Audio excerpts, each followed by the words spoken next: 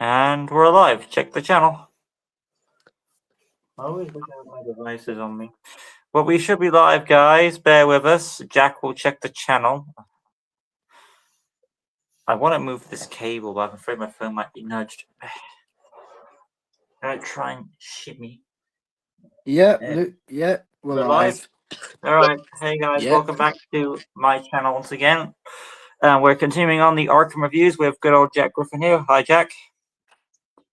Hi, Lucas. I don't know about your setting, man. It's really dark in your room right now. Is that intentional? Yeah, I'm about to say. Let me see if we'll do anything.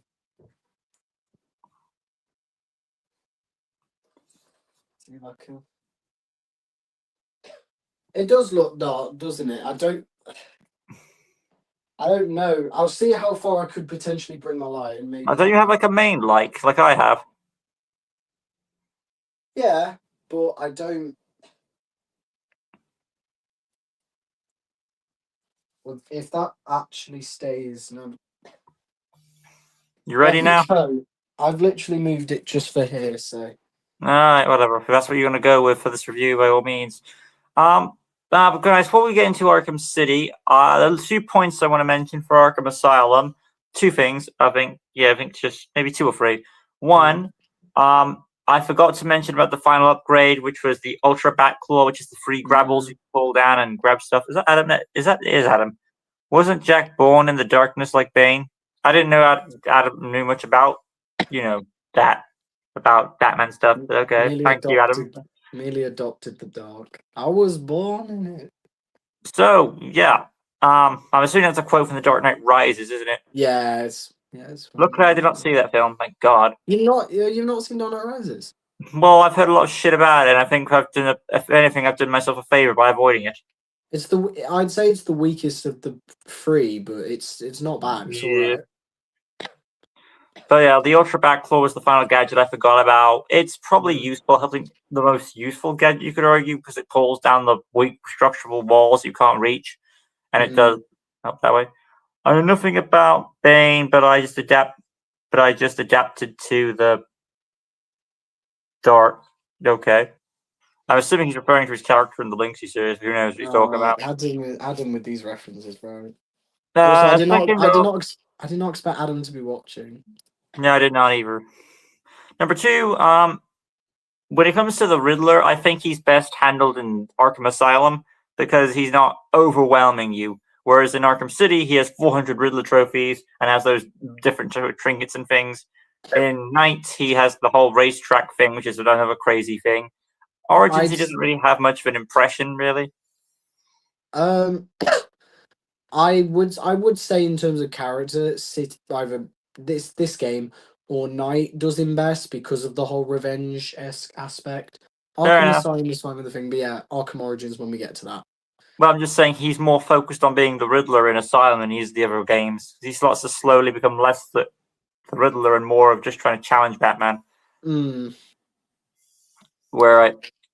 I think, and of course, one of the final things I'm going to say is Arkham Asylum had like the claustrophobic environment, like I did before, and that's why a lot of some people prefer that game over the other ones because every other game after Asylum is essentially an open world because you can't do the same thing twice, obviously. That is personally, as much as I love Asylum's like closeted vibes, I will always, whenever I'm allowed to like free roam or something, I will take that over a closed one. Although Asylum does it very well. Fair enough. Since Adam is here, I guess he doesn't mind hearing the story of Arkham City and being spoiled then, because I don't see him playing the game anytime soon. It would be nice if he does stay around for the stream, which will probably be like about an hour or something. He'll probably give up. Well, if he says in the chat, Adam, if you're willing to stay with us, please do, because it'll be funny. Okay, at least Jack wanted to stay. Give him a hug or something. I think there's nothing else I need to add on. But yeah, I did. It was the fact that when it comes to, if you were to ask me which game feels like that the game is completely against you, it's either Night or Asylum. But overall, I've had a thought about it, and I'm going to say overall, I'm going to say Asylum feels like the game that's overall the odds are against the Batman in that. You could argue Knight, but bear in mind he has the Batmobile, and given how powerful that thing is, yeah. Origins, you could argue that because he's new, but you have the electric gloves in that game, and once you have them, you're OP as fuck. So, and as for City, I'll be explaining about that now, so we're fine. So, Arkham City, before we go into this, and your thoughts? Oh, by the way, Jack, before we go in, Adam says, oh, Jack wants me to stay. How adorable. Okay. Invite Adam to the stream. Just invite Adam to the stream just so he can make a cameo. That's a joke. He's not actually going to be here. Send him the link and just have him make a cameo. Not doing this, man. So, I prefer to have a conversation with you guys before just inviting you, because I can't just roll the schedule off track. But okay, Arkham City. Before we get into it, for the sequel to Arkham Asylum, I would say it is a very good game, and it is the sequel that improves on compared to the first game. It does indeed. So that basically says that I do prefer City to Asylum. And then fans like keyboards raging. There is going to be some debate on that eventually. But yeah, I do agree though personally. It is essentially the improved version of Asylum in every way. The story is higher, as in bigger. The gameplay is more expansive. The world is expansive. Every way, it's expansive. It's essentially everything that was Asylum, but expanded. And some would say that could be a negative or a positive. For me personally, I see more positive than negative. That's just me personally. And while the people who prefer Asylum, there's just little things. It all depends if they prefer that claustrophobic environment and the Riddler stuff done that way. There are some things in this game that I see where people come from in terms of their criticism, but we'll get more onto that as we talk about the game. Right. So I think for me, my backstory, I've mentioned this in the Asylum review. This is my first Arkham game, and I'm actually happy that was the case. Maybe that's why I like a City best, because it was my first of the Arkham ones. And I don't know why. I didn't really know about it till after, and I was very hyped to get it. I got it at Tesco the day it came out, and I was holding it in my hand and all that stuff. So good memories. So, yeah, I think that's all I need to say for going into the big story. Are you ready to go into the story analysis? Yep. I remember when the trailers came out for this game, and you had the Hugo Strange one and all that stuff, and that guard is in a room in the beginning, and if you can find him in the where Hugo is hanging out. There's also those little, I don't know if you saw this, but there were these little trailers where at the end it would be dun dun dun dun with a gas can. Bit of a chant. It was kind of, those trailers are still on YouTube, where you have foreshadowing of Arkham City, and then and then there's also a third trailer, of course, Joker really sick, which of course is the progression of what's to come in that game. There was a lot of good things. I actually want to talk about one little trailer, but it's more so on a certain character because this was proven to be a bit faulty. But we'll get to that when we talk about the character. I think it's Catwoman. I don't know who you're talking about. I'm on about. It's one of the villains, but Two-Face? Penguin. No. Oh, you mean that flipping? I don't think it was a trailer. You mean that little trailer art for he's all. Grrr. Yeah, basically with a tightened up version of Penguin, but turns out that was actually stolen from a concept. And that was literally used for something else. Yeah, some randomly made. They stole that and they put it on a Penguin trailer. But it did get some people were like, oh, is Penguin going to turn into a Titan? Missed opportunity. I think the reason why they didn't want to do that because it felt like they were trying to repeat with Arkham Asylum with what Joker was doing. And I'm glad they didn't. Comment from Adam, I believe. Insert aggressive taping to controversial opinion. Okay. So, story of Arkham City is after the events of the first game. We are introduced to Hugo. It depends if when I say going in with the story, we are including the Catwoman parts. If you're wondering, so based on that, you start off with Catwoman, and she's breaking into Two-Face's vault, which is a very short part because after you fight the goons, she's immediately captured, and then boom, flashlight. You're which is the story of Arkham City is very big, grand scale of the theme and the presentation of Hugo Strange knowing that Batman and Bruce are one and the same, and he will reveal his secrets if he interferes with his plans, which is stupid because realistically you have Bruce tied up at the beginning of the game. You just kill him right here and now. And fuck that shit. I don't know why he doesn't do that. I guess maybe his master asked him to do that. I guess because when we reveal certain plot points, it'll make sense. If I'm able to remind myself of that, then I'll go through with that. But he doesn't kill him, of course. He just throws him into Arkham City, knowing who he is. And, of course, he eventually breaks out from the Penguin's clutches and gets his suit on and goes after Catwoman because he believes Catwoman is the only person who knows what's going on around here. And she could possibly lead a link to what Protocol 10 is so he can stop it. He goes over there and frees Catwoman from Two-Face, of all people. And Two-Face is one of the villains who gets the short end of the stick in this game. He doesn't really show up as much after he's essentially beaten. So missed opportunity. And which is annoying because after the game, after the main story, he said Two-Face is coming back. And no, he's not. Anyway. To add to your point, yeah. It's sad that, like, the thing with the Arkhamverse is that they have so many villains that are done really well. But surprisingly, one of Batman's biggest foes does like you said, gets the short end of the stick. Which I'm surprised. I'm surprised at how they did. I like that version of Two-Face, but we didn't get to see much of him, which is sad. Noted. I got Adam's comment. He's just saying, not gonna lie, I generally thought Catwoman was a Spider-Man villain from the comics. No, that's actually Black Cat, who's part of Marvel. Yeah. And you could debate if Catwoman is a villain or not. That's all. And same goes for Black Cat. So it all depends on how you feel those characters. It is confusing when they're both cats and they both rob stuff. There you go.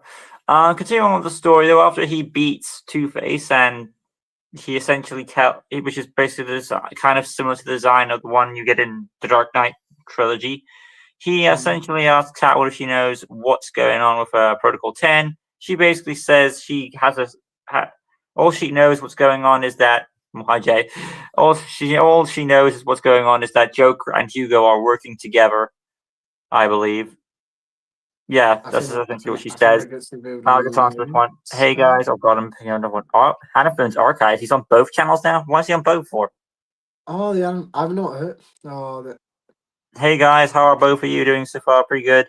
Hey, sorry I'm late. Amy Adam Fern's Archives didn't get redone to Battle of the Beast Central. Yeah, it still has that name, but I don't understand why Adam is using both channels for. Unless someone hacked his our account, but I don't think that's possible. Fair enough. So I'm assuming Adam will explain what's going on, hopefully.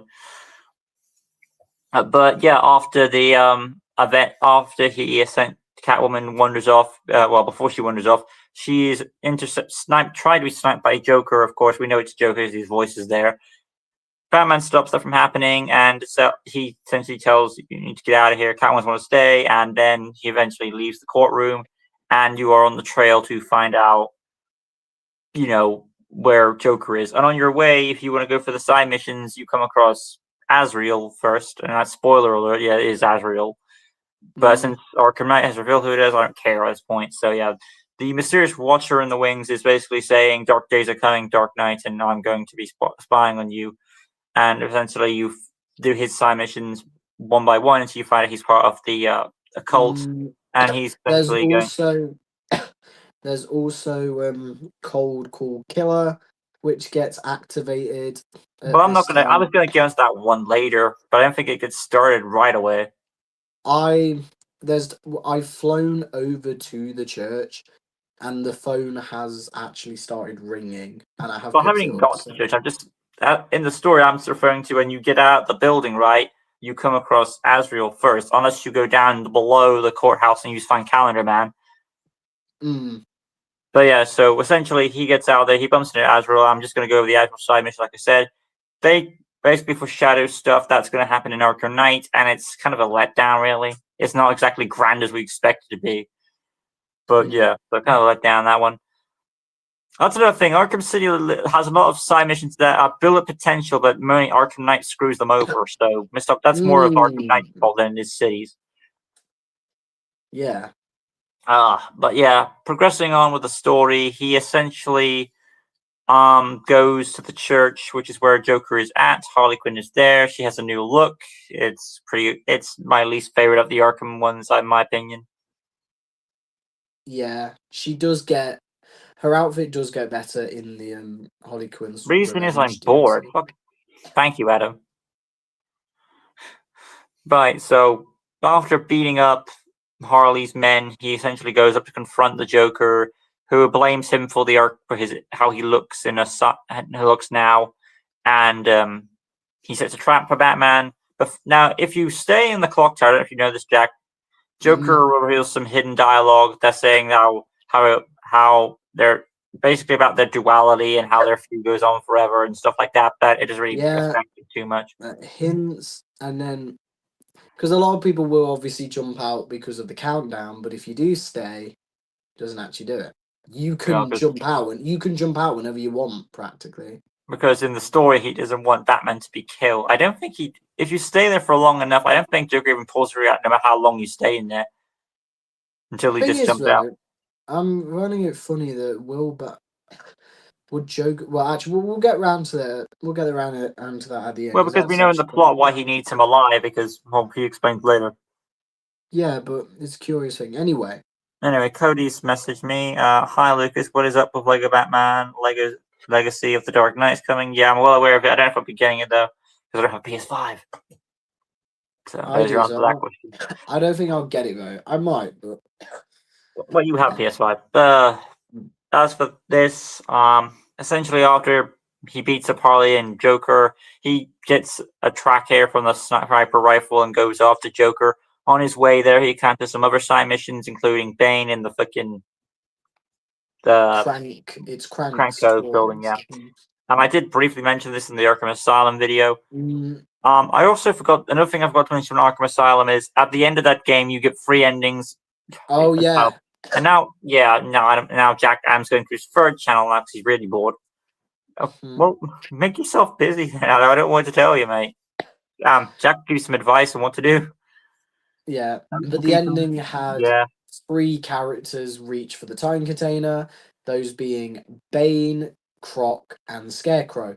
The first time I played it, I got Scarecrow, and personally, I think that's the best one because... I disagree. I personally think that the Bane one is the best one because it makes sense to the story because he's after the Titan in the sequel. I mean, no, but I knew that Bane wouldn't die, from the car. Croc, obviously, wouldn't die. Scarecrow is the only one that we were like, is he actually dead? Croc, surely he can't have gotten away.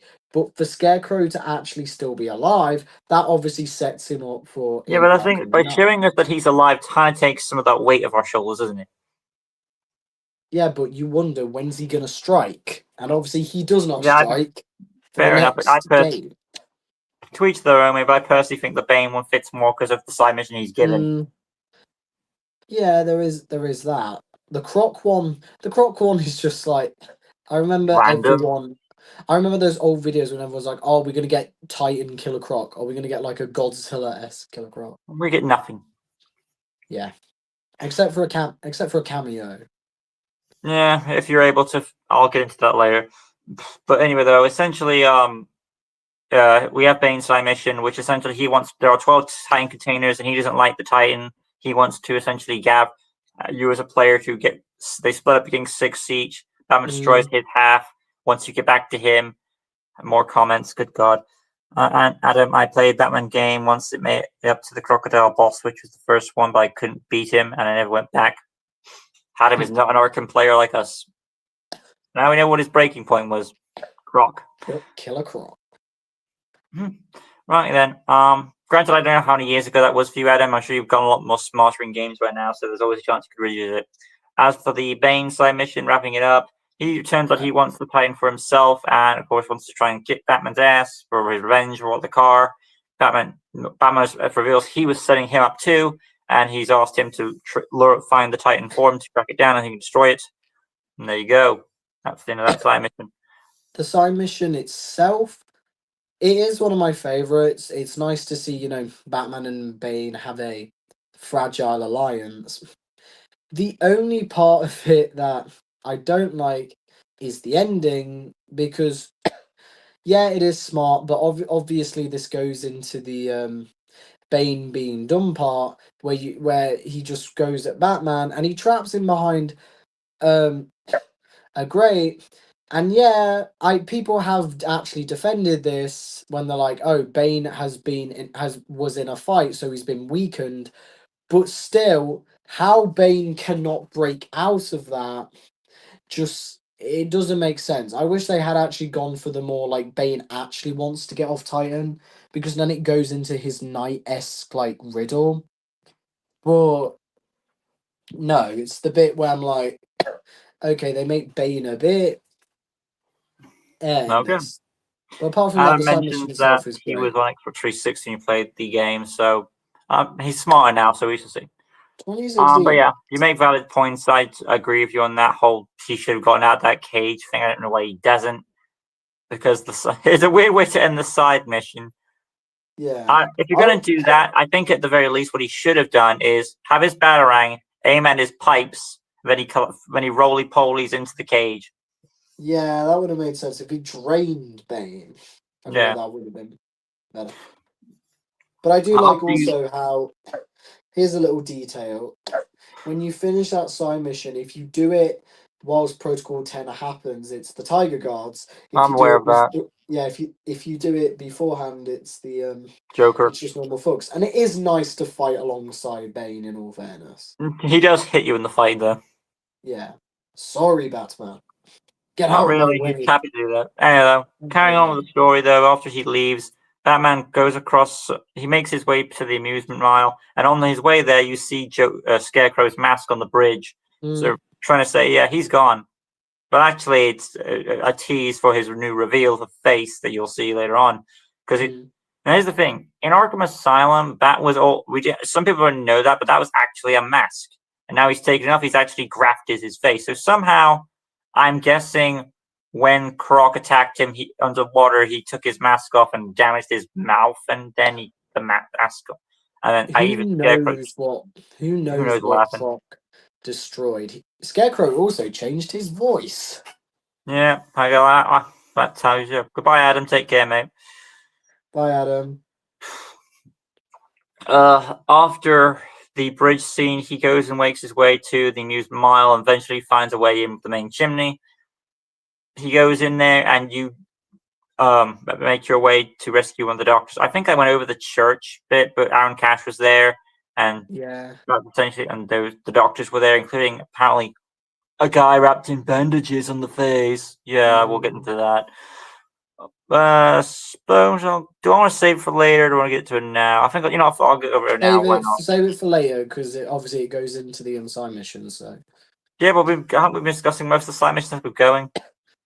Yeah, but are we doing them? Are we going along and doing them? Well, number two, the side mission leads to nothing in the overall thing of the time of the storyline, so might as well get over with. So Hush is the essentially guy on the table, and it's revealed he's been carving people's carving people's faces. So we're gonna have Bruce Wayne's face.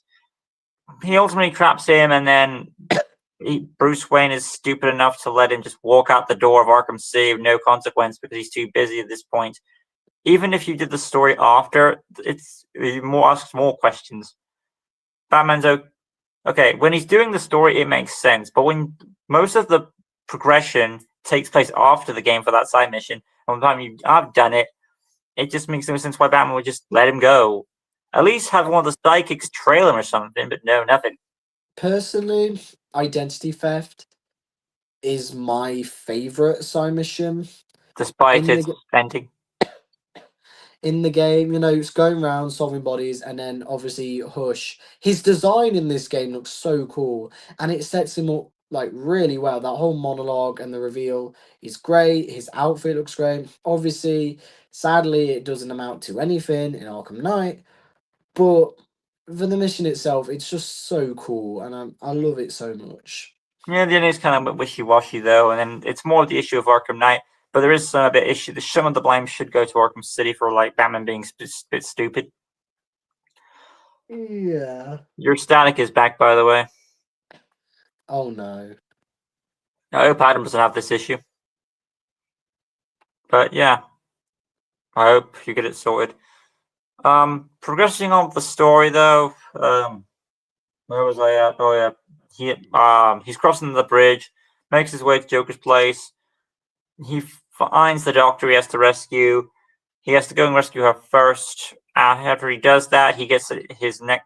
That's another thing. When you're going through this, Batman has all his gadgets with him that he had from Asylum. Some of them, like the Ultra Backer, are gone, but he mainly has the ones from Asylum still with you. You get the electric gun thing he gets, and then he's able to open up the doors and get him through there.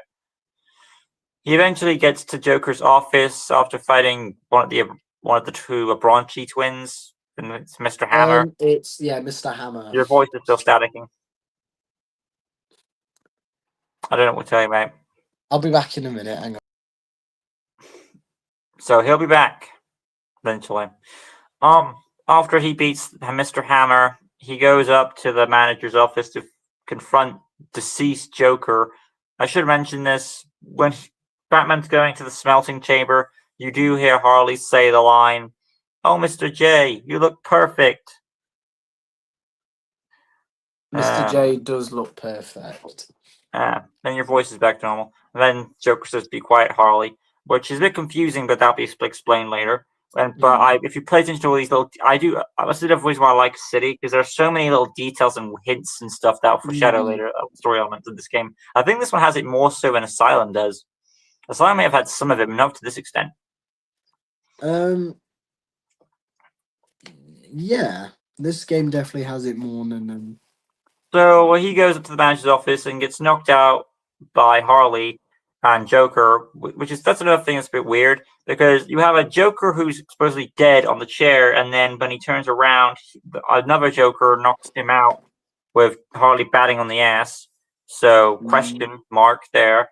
But after that scene, we transition to Catwoman, who is basically after Hugo Strange's vault.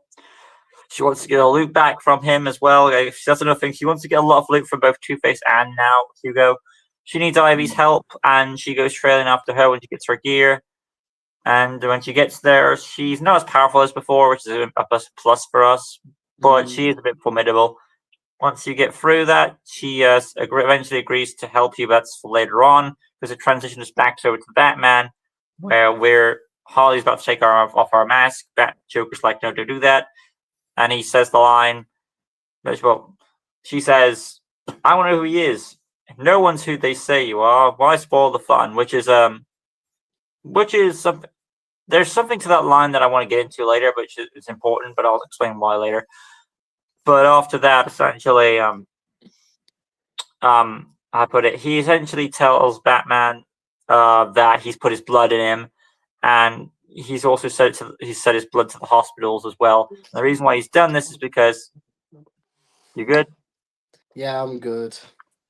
The reason why he's done this is because Joker is, what we're told by the doctor is that he is sick, he is poorly, he is, because of what he took because of that Titan stuff, it has affected his body to the effect he's dying, which is rare because when he had because his chemical makeup is different than the regular human, it's made him in a position when he is dying. So I don't think he knew that was going to happen personally, but that's the result of it. So he's asking Batman to help him, and in case Batman fails, he wants them to both die together with the whole blood thing, the thick blood. And it's also manipulation to motivate him.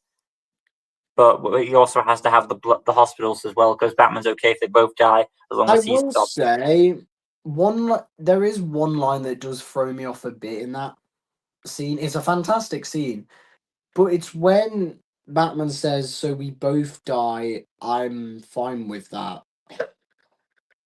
Personally, him saying, "Oh, I'm fine if you die and I die, that's fine." That felt a bit out of character for Batman, personally. Well, maybe it could have been a bluff. But of course, Joker, he suspected he might do that, so that's why he set up the hospital stuff as well, because he knows how he cares for other people. So that's just there to motivate him. Eventually, Joker kicks him out the window, and he reveals that Mr. Freeze is making the cure in exchange for Nora. So he has to find, but he's lost track of Mr. Freeze, so he's going to provide him. And I want to say this, once he gets to the the GCPD building, there are two things. On his way there, he encounters a inmate, and I didn't establish at the beginning that at the beginning you're introduced to Deadshot in the line. There's also Black Mask in the corner. That's not really anything special at all. But there's also Deadshot there, and he's essentially hired by Hugo Strange to assassinate politicians, really, including Jack Ryder, which would be a target later on. Fuck it. Another spy mission I'll get out of the way with. The Deadshot mission is also kind of weak shit. Once you rescue some of the politicians, Jack Ryder's rescued. It's taken like a punk. I think, and I'll say this from Arkham City, I think that's the thing with a few of these side missions. They're great missions, but they end, but their endings are off. The Deadshot mission's great. I like going around, tracking it, the different victims. Starts well. It's obviously the final thing. We don't get a boss fight with this guy. We literally just go under him and then just take him out, and that's that. And I feel like for all this build-up, it was a bit off. Also, I will say, if Hugo Strange planned to do anything with Bruce Wayne anyway, why would he send Deadshot to, per se, kill him? Because obviously on his target list is Bruce Wayne and then Batman. So it does make... Well, he did say he was going, if you try to stop me, I'll guarantee everyone will know your secret. So he doesn't do that. Instead, he just hires an assassin. Hugo Strange is a weird villain in this. But I guess the only explanation there is an explanation I want to give, but I can't really say anything until later on. So, yeah. But carrying on after that, after we skip the annoying Deadshot mission, there's also, at this point in the game for me anyway, this is when Victor Zsasz will start making his phone calls. I'm going to get that out of the way as well. Victor Zsasz is calling people, essentially. I guess he wants, I don't know, maybe he wants revenge of Batman like the other people, but it's one of the most annoying side missions in the game where you're trying to get something done. Zsasz will call you, and you have to literally glide your ass back across the city just to answer the freaking phone, and then take your ass back to wherever you originally were so you can carry on with what you were doing. I'm sure you probably found that frustrating too. Yeah, but this is where Zsasz peaks in this game. This is definitely Zsasz's best appearance. It's one of the best side missions in the game. I love how we get to hear his whole backstory, how he got cheated by the Penguin. And he stabbed a bottle in his eye. Yeah, how he has the monocle thing. I think it was a random thug that did that. It weren't actually Zsasz. But Zsasz kills, obviously. And the whole side mission of him tracking, it's just so creepy in that. And Zsasz's characterization is perfect. And I found out that even if you don't actually have to track him on the phone thing, you can literally just not follow it at all, and it'll give you the location anyway. And the ending itself is also pretty good. I'm not expecting a boss fight with Zsasz, but that is definitely one in the top 3 best. It is a kind of similar ending for the Riddler when you're about to finish him off, where you just sneak around the room and then jump him. Yeah. But I'm taking Zsasz any day over Riddler. Right. Comments. Hi, Bat Vengeance. And Jay says, question for you both. What is your least favorite side mission? If you're referring to this game, I'm going to think. Ooh. Counting all side missions, the weakest side mission is probably the Disruptor grab one. You just grab it. I was going to say of all the side missions, I would say like the free. It's not the freeze grenade. It's not the freeze blast. It's like the freeze grenade one where you got to go to the bottom of the steel mill, because it is pointless. It's an ice gadget that does the exact same thing. You're just going down again. It's more so, I think it's the worst one because it's pointless. All you do is go down, fight the whole of the steel mill. That's why I think it's better than. I think that side mission personally is better than the. Look, the reason why I put that mission above the Disruptor one is to actually fight people, and there's some dialogue in the elevator at where Harley's at. So at least there's something, so you don't have nothing. Which is the Disruptor one? For Disruptor one is you just go to the Iceberg Lounge, see one of the cops, and then he gives it to you. That's it. Oh yeah, that one. That one's all right. But yeah, I do agree. It is that or the freeze one? I think are the worst ones in the game. Are we counting the AR training as a game? As a mission, I personally don't because No, I don't count as a side mission at all because Batman can use it any time. The one speaking of though, as we go into the AR training, I do appreciate it. It is beneficial to the player because if you do the first 4 of those, which I will tell my friend to do, that you yeah, get the grapple on boost prototype, which of it is continuity error in Arkham Origins because he has that creative maintenance he shouldn't have or whatever. But he does get that upgrade, and it does help you with the phone missions especially. So there you go. yeah, Once you've done that, or once you've gone to the iceberg lab, or the GCPD, I think there's the I'm gonna say, this is probably I want to say the start of my favorite part of the game, the Penguin arc. yes. The penguin And I arc guess is based on also that good. reaction, this is your favorite part of your favorite part of the game too. Yeah, I love the penguin museum thing. Well, we're not there yet, but I personally would say the Penguin arc starts at this point of the GCPD because it's Penguin's men per se. Yeah, But yeah, but so I put this. personally, out of all the new villains in this game, um next to I'd say Mr. Freeze. Penguin is my favorite of the new villains they introduce in the game. Indeed, he's introduced right at the beginning, and then after getting beat up by Bruce Wayne, he finally comes back into play about Mister Freeze. And I don't know if you've seen this, but I should mention this. If you go into the Hugo Strange audio tapes, he explains out how everything has led up to this. He's essentially manipulated all the pieces of the pie to be where they are. So he's smart enough to do all this setting up, but he's not smart enough to kill Batman when he has the chance. Okay. But once again, I have a reason why he could be doing that, and I'll explain later. But carrying on though, we start off with the Penguin arc, and you take out some goons, and this goon reveals that Mr. Freeze is in the museum. You go there on the way, unless you don't have any phones to answer. And then eventually you get there, and then you go through, the museum is a nice, great piece on its own, right, with all the displays and things you have on there to look around at. But before you go any further, you have to do all these little fetch quests. We need Mr. Freeze to get Mr. Freeze in the museum. To get to the museum, you just turn off 3 disruptors. So we have many objectives. Oh, to be fair, there's 3 of these disruptors, and then you just go into the ground. And you're like, I feel like every time, maybe on your first time playing this, Jack, you probably rolled your eyes like, I've got something else now.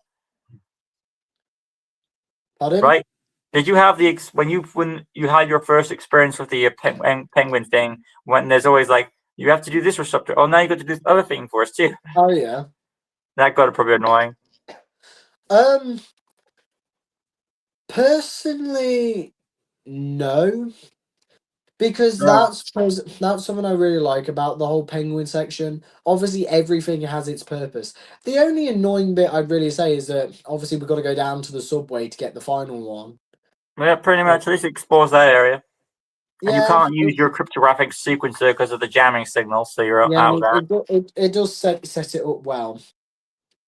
Once you on your way down to the third one, though, you do get a nice hint at a poster, which I'm not going to spoil, but I'm sure Jack knows what I'm talking about. And then Yeah. you carry on, you get the third jammer, and then you're on your way back, and then Penguin is even more determined to kick Batman's ass. And before we go any further with that, comment.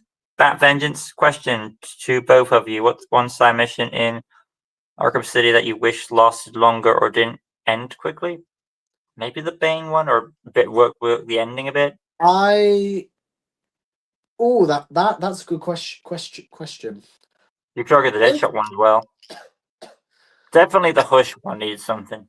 I don't know what you would have done there. I probably would say that the Deadshot one definitely should have been longer. I think. I feel like it would have been nice to have had or maybe like if you were to rewrite the mission as a whole and have like an extra section. I saw this Arkham YouTuber called Charles Candy or Caddy, I believe his name is. He rewrote that mission, and it was a really good rewrite. It brought Deadshot's like daughter in it, and him and a Batman temporarily teaming up. Had a boss fight in it. It was a really good rewrite. I feel like the Deadshot mission could have been longer, maybe, or if not that, there's a mission that gets introduced later with a villain that I do wish could have been a bit longer. I know Lucas who. was, I think I know who you're talking about. yeah. Because compared to his other two appearances in the other games, Yeah, I know who you're they talking about. yeah. Lucas will get what I mean. I feel like his mission should have been a bit longer. So it's either that one, which we'll talk about later, or Deadshot for me. For now, I will say, in terms of like which one would have been to make me more satisfied. Deadshot definitely. Shot in the dark. Carrying on with the Penguin sub arc, after defeating the Jammers and going to the museum, you face the T-Rex thing, walk down the stairs, come across an armored goon, beat his ass up, and then you're introduced to the cops. And which is Oh, turns out Hugo Strange has told him that you have some men here who are actually betrayers to you. They're actually but Gordon's men. can I just mention this interaction? It is one of the honestly is one of the funniest moments in this game. And again, with very little funny moments. You always get those moments where it's like, Arkham Batman core, and they will say some most out of pocket thing. When he's talking to the guard and he's like, "Give me the number," the guard's like, "Oh, yeah," and he forgets. The code? He forgets the code temporarily, and Batman's like, "The code now." I'm just like, "Oh my god!" I'm so glad that guard forgets. That guard was about to get beaten by Batman if he didn't remember. His life depended on it. It's just so funny to me that this god came so close to potentially getting throwing Batman throwing hands with him. And sure, he gives him the code, and we progress on. So not much of it. But if you look around the room, you do see an exhibit for Batman in the back. Okay, what's weird about this is you find the exhibit where Batman's going to be in front of the T-Rex statue underneath the head. But when you go further into the game, Penguin's like, I've got a cabinet right back there, facing the iceberg line behind him. So technically, he's like, to quote the Indiana Jones movies, he got lost in his own museum, huh? It's like, we know where the cabinet for Batman is, but you're implying it's at a different location. So I don't know what you're talking about, Penguin. Might be a Anyway, personal though, cabinet or something. he carries on. On your way, though, you see Scarface on the side, and there's also one for Zaz where he's broken out. I don't care.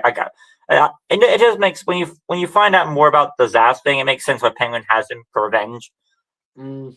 And there's also another one for Bruce Wayne, and then there's another one with this ninja in it.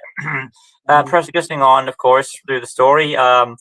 You eventually go to the Gladiator Pit, and that will reveal the combat sequence, which is pretty lengthy but engaging. One since you're Pretty now good. playing Arkham Penguin, City Batman, you're a bit stronger.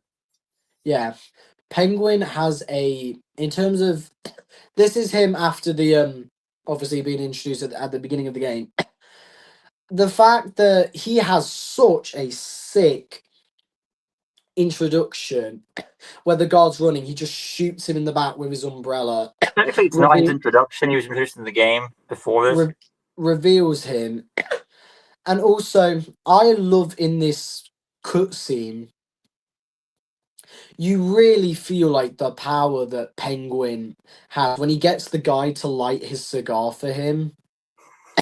It's just straight cold. Also, Penguin's design in this is my favorite of his three designs in the games because it looks it looks the most like.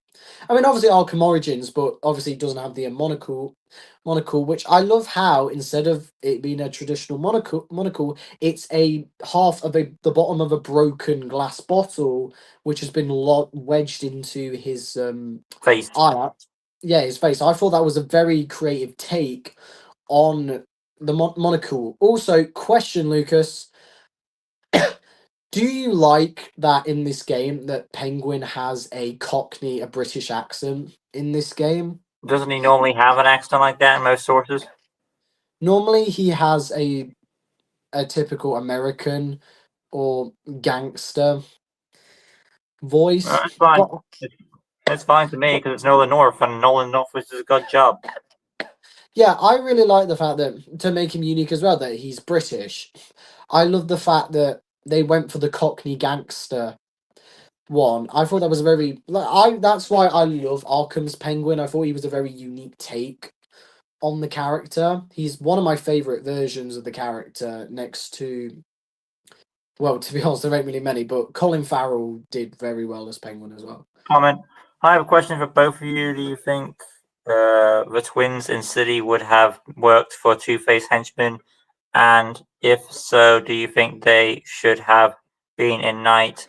Same thing for Tracy and Candy. Well, Tracy and Candy obviously are in Origins, so they're not really much of a threat to they were in the game.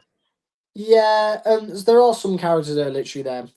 In terms of would the Abramovich twins work for they already made Two-Face? peace with each other at the end of their arc. Yeah, that's the thing though. So I don't think they would have. Tracy and Candy, I mean, well, they obviously appear in Origins, so you'd mention them when you get to Origins, but to put it simply, they appear in the game and then that's just that. You never see them again. So Number two, I don't see them being attracted to Two-Face at all, so that's just me personally. The only reason, if you're wondering why they're attracted to Cole then, because he's rich. And yeah, Two-Face is rich, but I think when it comes to money, I think Penguin has more money than Two-Face, personally. Oh, yeah, Penguin, well, yeah, he's got like half the block of Arkham because City. when behind the scenes is that Penguin isn't actually an inmate there. He was told that he could leave by Hugo Strange, but Penguin wanted to stay because it was his home turf, and he was there first, and that's why if the backstory is why the crime war is happening. With Joker and Penguin. So let me read this one. There's another comment, or two comments now. Good God. Ooh, what did you guys think? Yeah. What did you guys think of Catwoman DLC in the game? Also, what's your favorite suits in the city? All the characters. Oh God, I'll give it a day. Catwoman stuff. I'm gonna say. What did he saying? My thoughts on the Catwoman DLC. Well, we're going through that as we progress, so you're getting the answer to that question. Overall, I enjoyed it. We will talk about it, but to put it simply, best suit in the game, Batman Beyond. Yeah, best suit in the game, Batman Beyond. I do like the original suit, obviously. I also like the Dark Knight Returns one. I think that's quite nice. That's good. I mean, yeah, but yeah, the Beyond suit is just so nice. Then Batman Forever, Harvey got like two girls, him and is not even rich. Fair enough. Let's quote with comments now. I know I was almost somewhere in the story. So yeah, he's essentially in the cutscene after that big reveal, or whatever. He tells him that, "Are you here for the cops, the Iceman, or me?" And he's like, "I'm here I was originally here for this lot, but I'm going to take you down too." They fight, and once again, thanks to the experienced combat, you do feel more stronger than in this game compared to Asylum. I would say that easily. You do, and another thing I want to bring up in this game is that they did change how you fight Titans in this game. In the original Arkham side, I didn't mention this. They have you throw the batarang and the enemy charges into walls, similar to how Bane is. I'm guessing Rocksteady heard those complaints and wanted to change it up, so it's not like the enemy's so stupid. In this, makes more sense, I guess. Batman stuns the enemy with his cape 3 times, and then you jump on his back and then knock out some goons, and eventually you can punch the Titan and then knock him out. Yeah. Now, I didn't say this before, that halfway through this game, or most of this, comment, there will be. You're about to get into the best best boss battle in the game. I think, okay, I know what you're talking about. Yeah, I assume I know what you're talking about. We'll get once again, to answer the question, we'll get to the boss fights when we'll get to the boss fights. I'm always still on the Penguin. I haven't gone on. There's a lot to go through still, so I'm trying my best here. It's not your fault, chat. It's me. I'm just trying to carry on as I go. But yeah, after the Penguin thing, boss fight, I was talking about the Titans, it's more the way they did it in Arkham City is more effective. And number two, you don't fight Titans as much as appreciative because there's only like 2 in the game, so it's appreciative there. Once you beat the Titans, for all this game, to this point, I have a comment. Which villain was your favorite? Either introduction design besides Joker. Good God, introduction design? Wait, sorry, what was the question? The best. Which villain was your favorite? Either introduction or design besides Joker. Design wise, well, I will say Penguin, because even at the beginning, like, Penguin's finally here. You can see she's got control, and also, like I said, I love his design in this. So Penguin, I would say definitely is Point, probably look at design, I get, but introduction is kind of weak. He's just there, lights out, rich boy. he's my Penguin is my favorite person, my favorite villain in this, like newly introduced. Not my favorite villain in the game, but he is like my favorite out of the newly introduced villains. He is personally my favorite. What's your best introduction? And we always talk about design. Best introduction, I mean, I want to. Hugo Strange has a very good. Now, a question: when I say introduction, is it involved something that we haven't talked about that you can't say? Because I know exactly what I'm going to say, and I'm not going to say my answer because you can guess why. Yeah, there is actually. Yeah, there is one that there's quite a few that I can't say for now because they haven't been introduced yet. We'll get to that when we do I it. know And what I I'm think, going to say when it comes to introduction. yeah, we might have the same maybe. Honest, Riddler's side mission alone is better than most games that have come out. I personally think it's best handled in Asylum because you're not you're not overwhelmed in that game. That's just me personally. I know Jack prefers the Riddler in this game. Him in this game at night, I think he's more fleshed out. Yeah, he's more annoying at night, whatever. Night, at least he has the whole plan thing. But anyway. So Alfred is with you for this game. The Oracle shows up at this point. I will say there's a joke. I kind of a stupid thing that Alfred says. Oh, another comment. Good God. Did you guys meet the Riddler? Yes. I'm an Arkham pro, dude. Come on. As for Jack, he's out to say. Wait, what was the question? Did you beat the Riddler in this game? Not the first time I played it because I couldn't be bothered, but all the other times, yeah, I've beat the Riddler. All right. That final knockdown is so satisfying. Back to the story. Finally, before I continue on, though, I was going to say, Alfred makes this stupid joke or stupid comment because Penguin traps Batman in the GCPD, and it's like, "Did you get the cure yet? No, there are complications. You do realize you will die if you don't get this cure soon. Fuck you, Alfred." He's like, he's not that stupid. But on the subject of Alfred actually being introduced in this game, because this is the first game where we actually, get to hear Alfred. Well, I love Arkham Alfred. I love him so much. But he just asks some weird stuff in this line. Like later on, he says to him, "He's in Arkham City. Find him. Fuck you." He has some of the best lines personally. I love Martin Jarvis. The only good line he has that I can think of is at the end of the game with the big climax is happening. He basically convinces Bruce to do what he has to do. We must save Gotham. That is so cold. Anyway, carrying on the story. That being said, though, there is more character personality with these characters, so I do appreciate that. And as I go, so it offers a nice little taste of that. Carrying on though, we eventually make our way. I think at this point, we haven't got any new upgrades yet in this game, so we're pressing on. He eventually comes across the ice lake shit, and to those of you who don't know what's in that lake, you will find that soon enough. Insert Adam West joke. He crosses the lake, rescues some guards, and of course, it's revealed there's a shark there. Meet Tiny. Who'd have thought that big fish could be so useful? Okay. So yeah, you've got shark repellent joke. Ha ha ha. Comment again. Good God. There's quite a few jump scares in this game, actually. I think that's more to do with Arkham Knight than it is this. You've got the T-Rex jump scare. You've got Tiny's jump scare. I think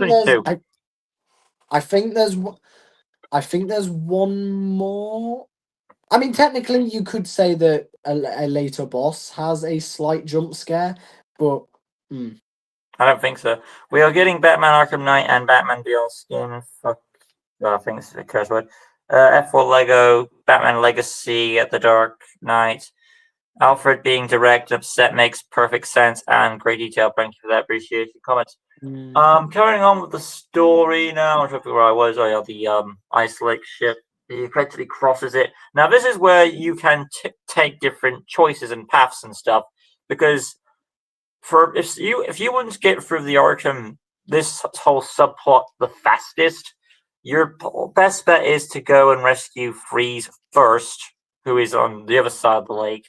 Of course, when you're first playing this, you don't know this. the game tries to sway you to the right, which is where the armory is and stealth part. But what you actually should do is go to the left, where Freeze actually is. Rescue him. They have their conversation. Basically, now when Batman is infected with the Joker, he is acting a bit different because he's a bit desperate and he's kind of douchebaggy to Freeze. Like, he wants the cure right now, and Freeze just wants revenge on Penguin. He eventually asks him how I get past his gun, and he's like, well, I'll tell you that because if you don't help me out, you can't help Nora, blah, blah, blah. Eventually, he grabs his ice healing gel, whatever it is he has in his chest, and threatens to, which is fucked up. Once again, something Jack would say. I don't think Batman would do that, but given the fact that he's got like a drug in him, or blood in him, you could say maybe it's kind of affecting to be like the Joker in a way, which is foreshadowing of what's to come. Your voice is doing that static again. Oh no. Yeah. But after that conversation, eventually Mr. Freeze will essentially decide to help him and tell him about this override in his suit. So you have to go all the way across the lake, past Tiny, rescue the people in that room. Then you go and get the chip from the suit. How's your voice now? Still the same. You show the static. Okay. Didn't expect to have these issues. Do you want to leave and come back then? Yeah. Alright, he'll be back. After he gets the chip and crosses the lake again, he eventually confronts Penguin at the Iceberg Lounge with a very amusing fun knockout punch. Penguin then makes some sort of pathetic, please don't hurt me, I'm sorry. And after that, Batman will... I hope you're better now, Jack. How's the audio? Am I good? Yeah, you're good. I guess all it needs is a little... Okay. So that's the cure. The cure is to reset your thing. Turn everything on again. Hold on, comment. Why would Batman not do that? Him and Freeze are friends. Or not friends. Well, of course, that makes sense. He, of course, is going to do what he takes. Look at the comments again. Jesus Christ.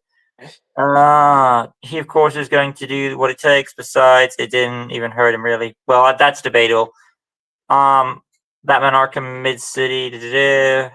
There's plot point of what you're talking about currently. How did the GCPD guy give the item to Mr. Freeze?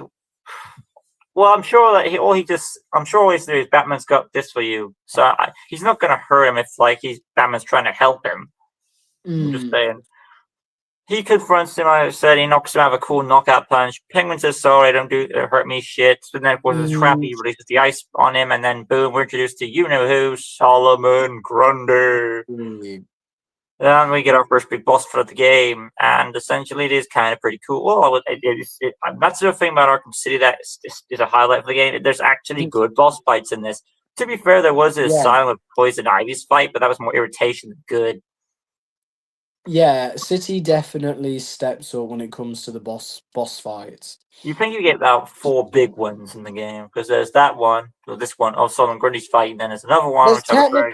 There's technically 5 in the game. I'm referring to the big ones, but okay. And even Penguin himself gets a mini little... Sorry, a boss battle, just like a void knockout ship. We'll get to that. Oh, comments again. God, at least this video is popular today. I appreciate that, guys. Thank you. How many people watch it? I'll check how many people actually watch it. 4. Oh. There's a plot point. I read that one. So now Batman is not allowed to hurt people. Well, he is allowed to hurt people, but I'm not saying whatever. Who do you think would win in a fight in the city? Overall, those characters, I'll say considering Bane was I will say Grundy, because Grundy can't die, so but yeah, so essentially after what the goal is in this boss fight, essentially you have to use your explosive gel on these machines to weaken Grundy, and then eventually on stage 3 you have to trick him into this machine, and then he's trying to slam this mace thing on the ground, and then you eventually stick him into the machine, rip his guts out. So yeah, Batman doesn't kill people, but he's okay if it's he's okay to but we have to bear in mind that Batman has got this Joker blood in him, So just bear that in mind. So you can kind of cheese your way out of it a bit with that logic, given what the Joker's blood does in Arkham Knight, you know. And So get a satisfying beatdown. yeah, after ripping out Grundy's Orton shit and then finishing him off, you then fight Penguin, and then I also want to give a compliment to the music in this as well, which also helps the satisfaction level in a way, because after you go around the room dodging the missiles, you knock out Penguin very satisfyingly. So in cutscene, then you throw him to Freeze, who steps on his foot with the ice spikes. Ouch! His hands get fucked up because at the beginning of this game, Bruce Wayne breaks his hand, so he's got like this flipper plaster thing. So that's kind of cool. And then later on, you think he hurts the other one. So there's that. Comments again. Good God. Is this a review or just retelling the story? Well, I'm doing the review how a bit differently. So because we have to get through story, then we have to get through gameplay. So there's multiple things here, guys, and the story is big. So everyone should know that. So bear with it. I think we all know the story. Well, if you don't want to be here for the story, dude, you could simply just leave the video and come back later. So, yeah. And number two, the story is worth talking about. It's one of the best Arkham games of all time.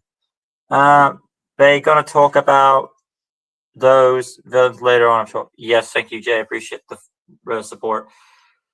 So, after that, he tells him, like, you know, Freeze smashes him against this glass and puts him into Bruce Wayne's cage, and then he's like, well, the cure. And then this is one of my favorite cutscenes in the game, I'll get into in a moment, where he's like, there is no cure. Oh, another comment.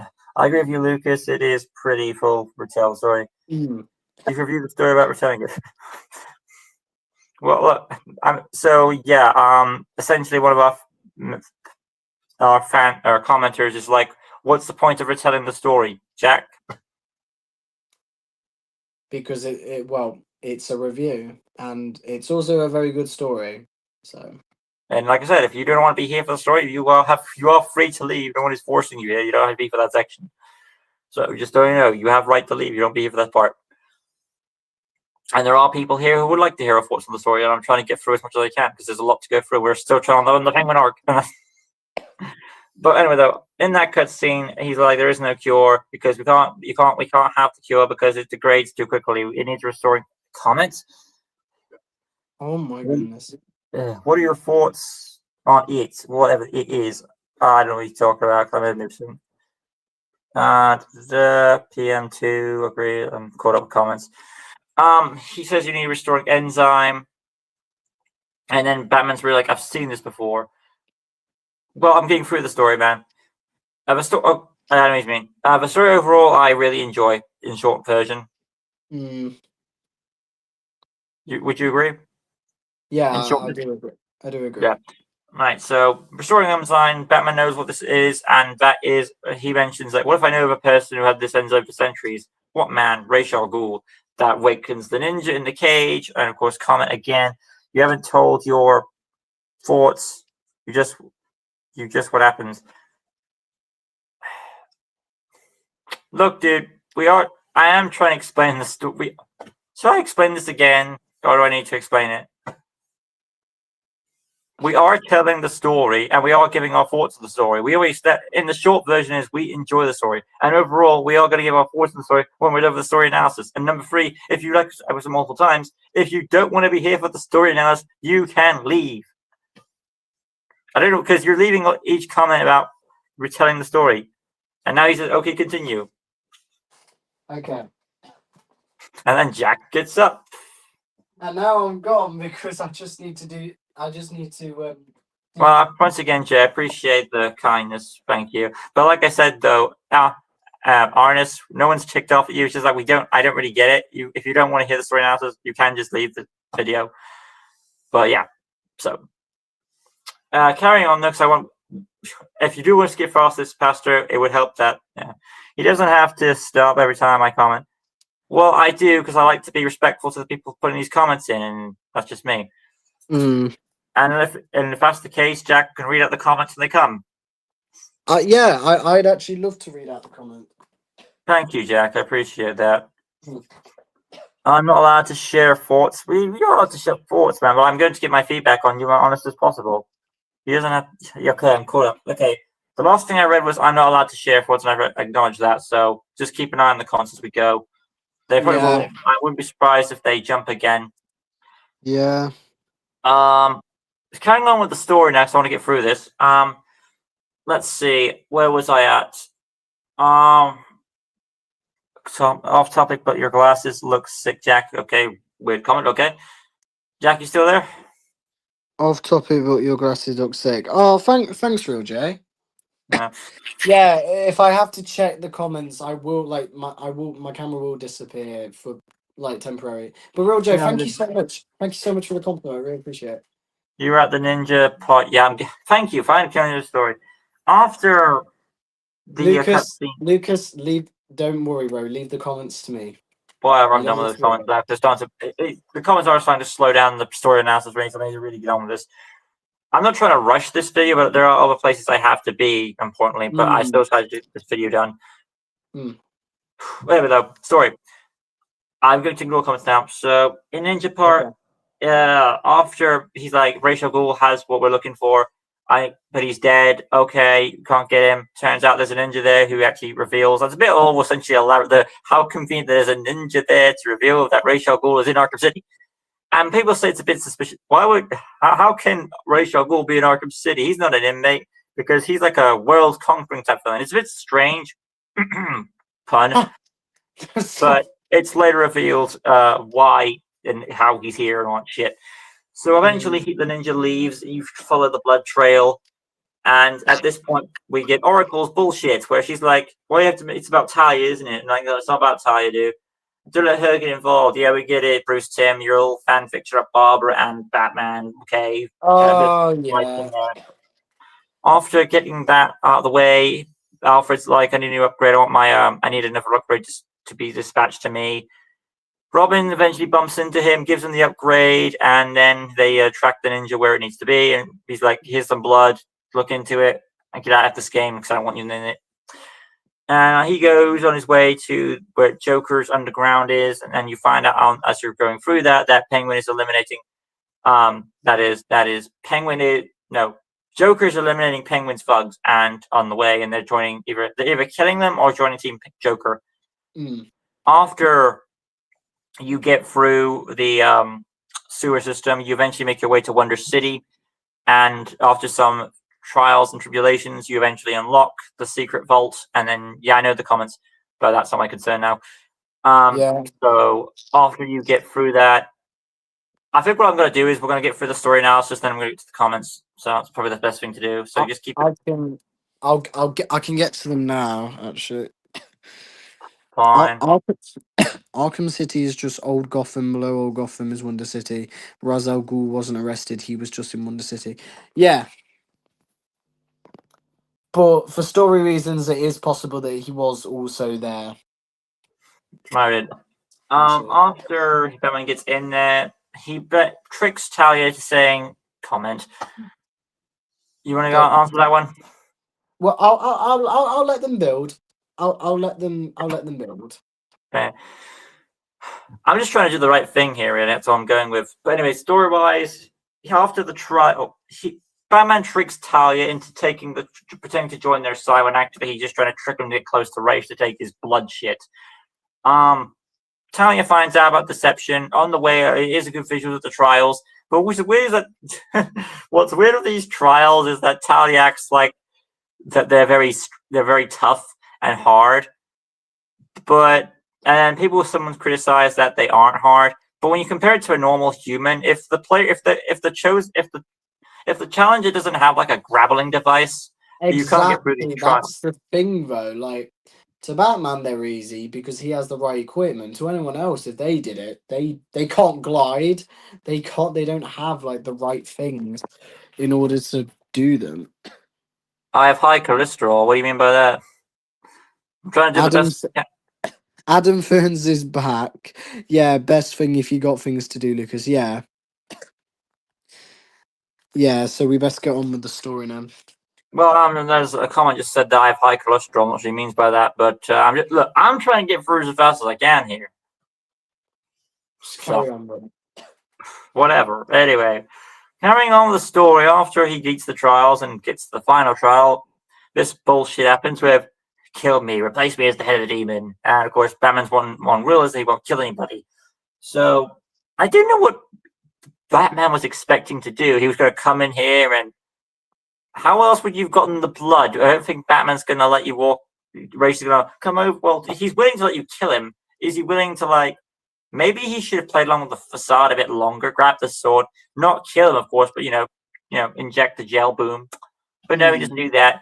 He instead just like stands by his ordeals, and that leads to one of a good boss fight, which again is an engaging one. I like this boss fight too because, well, I probably like it more with the first fight because it feels more engaging with the music, how intense it is. And then the event, we are Legion, with all these sand ninjas in the environment. Personally, I would say it's my. I'm probably gonna get a bit of flank for this. It's still a really good boss fight. But it's probably my least favorite boss You prefer fight. the Grundy one? Yeah, I think the Grundy one is just on the scale of things, but also because when fighting it, sometimes it's a bit like it could be a right bitch sometimes, and yeah, I think the other boss fights have more to them. And Okay, I mentioned what you're talking about. Okay, I know it's stressing. Yeah. Okay, fair enough. Oh yeah. But anyway. Yeah, I get what you're saying, Jack, about the whole thing. But overall, I think there's enough to, because you know more about the story and what's at stake, that makes the boss fight more intense and engaging. And then the music helps that case. And then as the fight builds, Batman's getting stronger and stronger after he encounters those hollow illusions. And then he takes the electric shotgun, and after that, and then it's after the moment when he jumps up in the air, and then you spam the buttons, and then you disarm him and take the sword, and then Batman throws the sword down. Of course, that's when it gets really cool. And then after that, he disarms Raish, because which is so weird because, okay, Talia's telling him, Talia also wants him to kill her dad, but then later on, he's like, kill me or kill the woman you love. And then later on, Talia's like, what kind of man kills his own? What kind of father kills his own daughter? And then I'm like, what kind of daughter asks her father to kill her?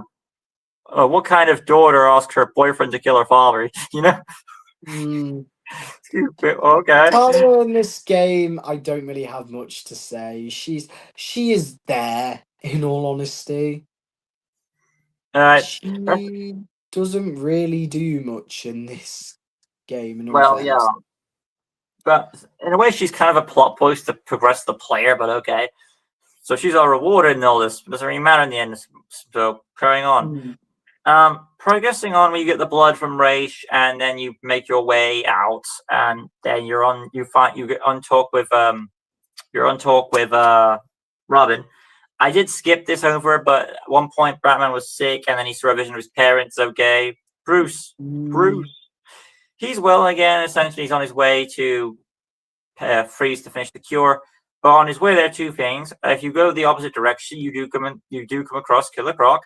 And then later on, you come across Quincy Sharp, who does also add some plot points about how he was able to fund Arkham City, and that because his friends had the power to help fund this. Okay, these friends were very wealthy then, and that his master and all that stuff. He doesn't know who they are, and essentially, I know about the whole Mad Hatter bit. And spoiler alert, he is in this game, but it's revealed subtly in the background.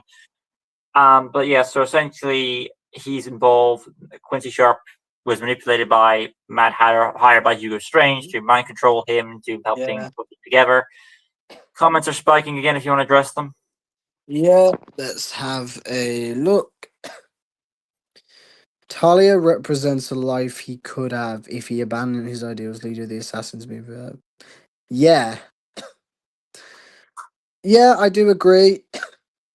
I will say though, in this game, obviously she's there as part of the the demon trials, and then later she comes back into the story. But I feel like as a character overall, there's not really much to her. Like, if you do get where I'm coming from, like in the grand scheme of things, yes, in terms of the plot, she is important towards the end. But in terms of like as an actual character, there's not really much to her. No, it did. After the boss fight, after all that stuff, after the Quincy Sharp stuff, we are then you see Azrael on your way. You go and bump into him. I've explained his mission, so I don't need to explain it again. Go to But the after that, you then decide to go off. After Batman wants to do something else regarding all about Protocol 10, but Oracle reminds him you've got to get yourself cured, Batman, because you might have a bit of a boo-boo out there. Because he took some of Raish's Lazarus Pit juice, but only will last for so long. So he eventually decides to go and face Freeze. I think nothing else happens on the way there, so we're fine. Yeah. Because I think, I'm pretty sure that, I was talking about. He goes into the Freeze building, and then, of course, Freeze makes the cure. He doesn't want to give it the cure because he wants Batman to. This is a confusing thing. So Mr. Freeze doesn't want to give the cure to him because he wants him to find Batman. Freeze wants Batman to find where Nora is instead of him having the cure. But question, Freeze, wouldn't giving him the cure be better odds against finding him if he's sick? That is one of the only complaints I really have with the Mr. Freeze character in the Arkham games. Now, Mr. Freeze in the Arkham games is praised as being a good villain, and don't get me wrong, he is a very good villain, and all that. But when we get to the actual boss fight in City, when you think about it, it is a bit forced. Like, Freeze suddenly turns evil. He was already evil, in quotation. Well, yeah, but also, like you said, surely giving him the cure to get his wife would have been better. And also, I find it funny, after they fight, Mr. Freeze is like, you've got to go. The clown must pay for what he's done to us. And I'm like, what, Freeze, why are you being all nice to Batman now after you literally tried to kill him? No, also, his whole thing makes no sense. He's already established that you can trust him with the flipping Penguin arc, because Mr. Freeze was in a position where he couldn't do much, and Batman was willing to give him his suit back and all that stuff. So didn't he already earn your trust at that point? It also technically doesn't work in the terms of the Arkham Origins DLC, but that's when we get to that. Anyway, though, after that confrontation, it leads into one that arguably considered by the fans the best boss fight in the game, because it requires the player doing different tactics to beat Mr. Freeze. And depending on what level you play it on, it is like you have to do it a number of times. I think it's 9 at the highest on New Game Plus, and I did beat it on all of these categories. And I'll tell you, on New Game Plus, Question, Lucas. Is it your favorite boss fight in the series? It probably is. Well, as in this game, yeah, but series-wise, no, I have another one that I think I'm going to say in the game. Yeah, series-wise, it's up there, but it's not my favorite. My favorite is in the next game. I know what my favorite is, and it's the next game. And I don't think it'll probably be the same answer, but I think I'll be surprised if it's not what I think it is, but I'm pretty sure it is what I think it is. Maybe. Comments are spiked again. Let's have a look. Do you guys know that the original plans for City ending was... Oh, well, technically it's were setting up Damien. Yeah, the original plans for Paul Dini plans, but that's why they kill on Joker entirely. That's why the after concept is a bit different than how Batman acts in the game. Yeah, I know Paul Dini wanted to do... He wanted to do a lot of things that was set up in Arkham City, but sadly the crew let him go. I really wish they didn't, because he had a lot of great ideas, especially with Hush, and also with Harley as well. He wants to cling to the against Batman. He doesn't care about helping Batman, he just helps himself. Mr. Freeze doesn't think like a Batman ally, they are long enemies. I think you guys should just read the comments after you finish explaining the story and your opinions on it, just my opinion though. Yeah, to be honest, it does also give back up more comments. So I think that's what we're going to do. If you guys want to keep leaving comments, keep leaving them, we'll answer them. Yeah, it is kind of hard to do this. We're trying to do our best as we can, and I've got other things to do. More places I should be as well.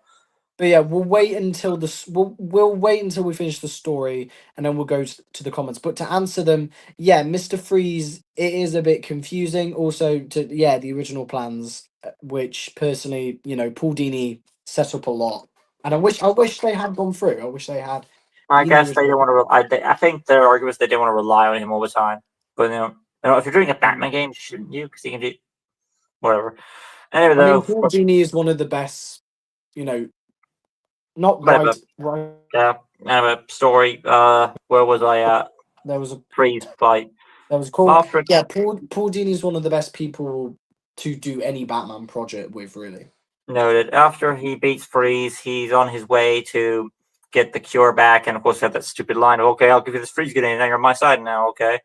And you can decide to either rescue Nora first, or you can decide to go after Joker first. Either way, doesn't really matter. Eventually, I suppose I'll say this right now. As you cross the lake, there's a boat there which does belong to you know who, Scarecrow, and there are these hidden messages you can retaliate and figure out that he's going to be the next big villain in the next game. So there's that foreshadowing there. It has a nice jump scare in it with the That's patient. it's kind of predicted though, like the bugs and all that.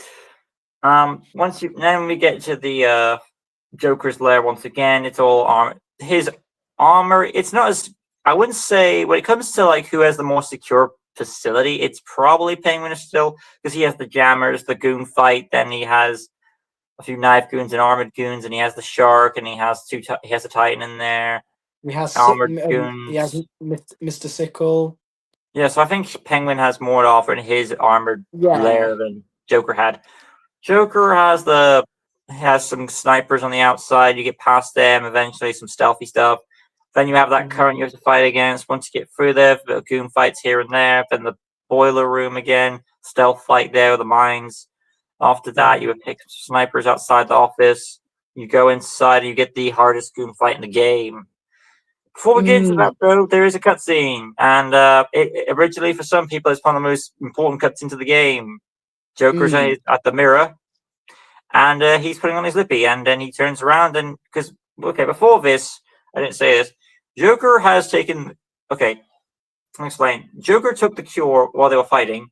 Harley has taken it to him, and now he has drunken it, and he's cured. And of course, but when he's in the mirror, it's also kind of questionable because he's cured, obviously, but his reflection is not cured, which is weird. But okay, he turns around and then he's ready to fight Batman by himself. But then of course, he's joking and he brings in like all his goons, and it's regular goons, then it's the Mr. Hammer guy, and then finally another Titan. Which it sounded easy enough, but when you're exhausted fighting one or like a bunch of them, then the other guy jumps on you. This is what I consider the fifth boss fight. Boss fight, not a goon fight. It does but I mean, having Joker in there, it feels like a Joker boss fight. But I do agree, it is definitely the hardest. I'm going to say it. It is the hardest section in the game, having all of that, as well as avoiding the cars that those little roller coaster thingies. Eventually, you're able to overpower this fight, and then Talia comes in to save Batman by letting him go free, and you can I'll give the secret of immortality. So, which of course is kind of a ruse by Talia. She puts a tracker on him so Batman can follow her.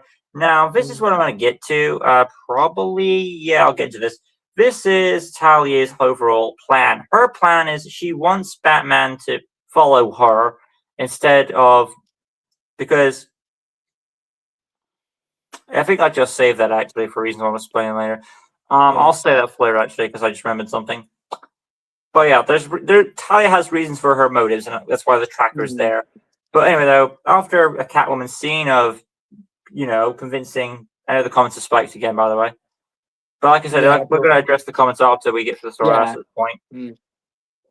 So after a cutscene with Catwoman, who gets her loot back and then finds out, oh no, I've got to rescue Batman now. You do get the choice, but the choice is really massive because you just rewind the story anyway. So Catwoman goes back to rescue Bruce, and he originally wants to go after Talia because he loves Talia. Which I do appreciate this scene because even though Batman is badass and cool, he is still a human being and he does have feelings. So he does want to save and he does love Talia deep down, so he wants to save her. Of course, Alfred has that famous line that Jack has talked over, and Batman is eventually convinced to do the right thing, which you could argue is out of his character, but we have to remind ourselves that Batman is a human being and has flaws. And like Alfred says, he can save one life, but then hundreds will die. So he overall goes eventually does the right thing, finds the right chopper, makes his way to the Hugo Strange, goes to the tower, fights a bunch of goons on the way along with the buzzing ones, and then he goes to the tower. He confronts Hugo after an intense stealth sequence, and then he easily shuts Wonder City down. That was easy. A bunch of criminals have been killed mainly, but not really a heavy loss in my mind. So after that, it's revealed, of course, after he has a confrontation with him, that of course Ra's al Ghul is the power behind Hugo Strange, of course, and well, he's like, you failed to beat Batman, so I'm done with you. And he takes credit for the Protocol 10 shit. And, Hugo Strange is kind of bewildered by this. And Batman tells off Ra's for his bullshit. And he says that you become what you've always fought against. I don't know what Batman's talking about here, because he's always tried to kill people and try to take over stuff. Oh, I'm trying to think. I was going to say corrupt, but I mean, because obviously the League want to. And then, of course, the Lazarus Pit is affecting his mind. So that could be another thing as well. Eventually, though, Hugo Strange is the one smart thing he does, and that's Protocol 11, which is essentially a bomb to blow up the tower, and then everybody all jump out of there. And I believe Ra's al Ghul is trying to stab himself so he can also stab Batman, which is also weird for his character because he wants Batman alive for his goals, or whatever. Another thing I want to get into is that he also retcons himself because he says to Hugo Strange, I don't give second chances. And then immediately offers Batman a second chance. Join me. You think you did this before with the fucking trial shit? Whatever. So he dies, in quotation dies, but it's Ra's al Ghul. In the comics, we all know he comes back many, many times because he's an awesome villain. Yeah. He gets impaled on the Arkham sign, then we've got to deal with Joker. You face the snipers, beat them up eventually, but Joker talks way too much in that scene. But whatever. Eventually, we get to Joker the Immortal. Before we get into that build, though, this is actually the Monarch Theatre. Behind it is the location of, Crime Alley. So it makes sense why Bruce Wayne was at the politically at the beginning.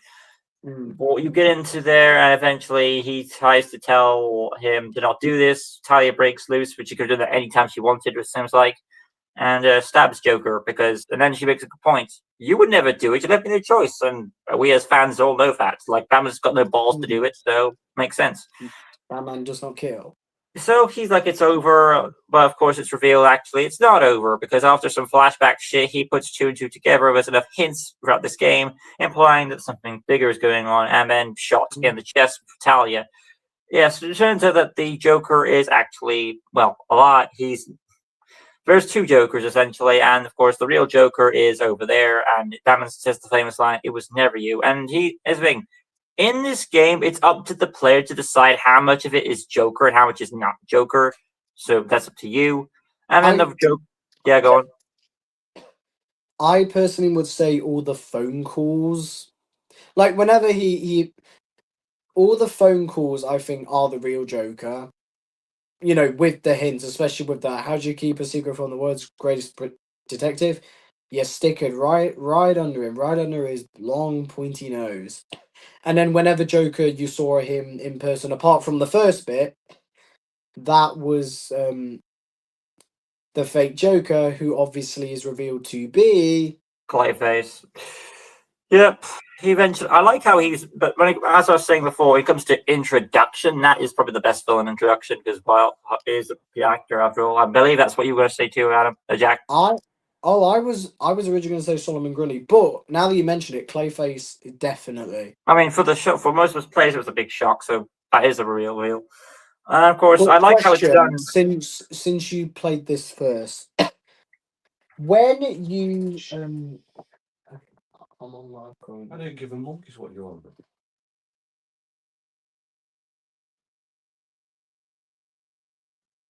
I think he had something to do. So I best carry on for Jack, unfortunately, where he had something came up for him.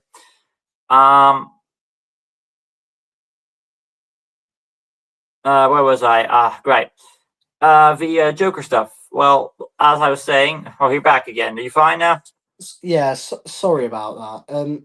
So Well, just asking, obviously, since this was the first game you played, yes.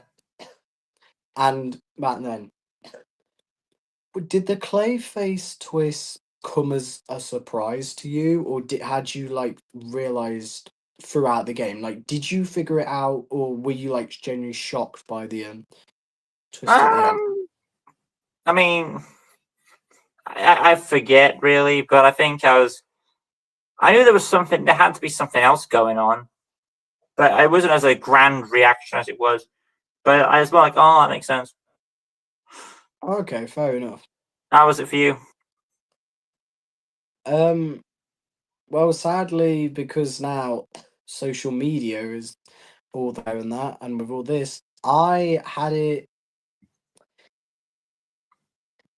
I had it spoiled to me, which Oh, was good. horrid, which was really, which was sad because I wish I hadn't. I really wish, but obviously, the internet. Well, if you When hadn't been spoiled, do you believe you would have guessed it, or you would have been surprised?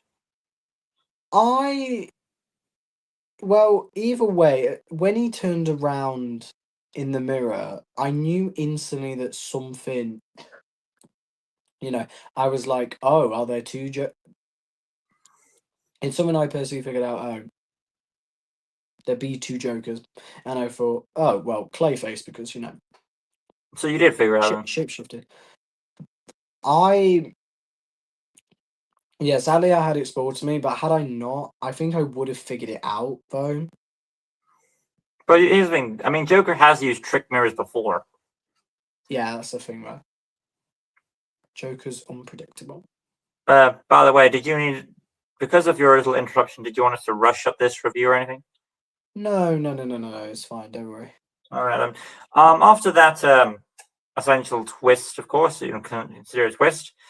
I put it well. And he's asking, why did you do it? One line, easy, the greatest role of a lifetime. You get to play the Joker. Why not say yeah? So yeah, Joker was desperate enough to hire someone to do it, and you can decide what parts were Clayface, what parts were him.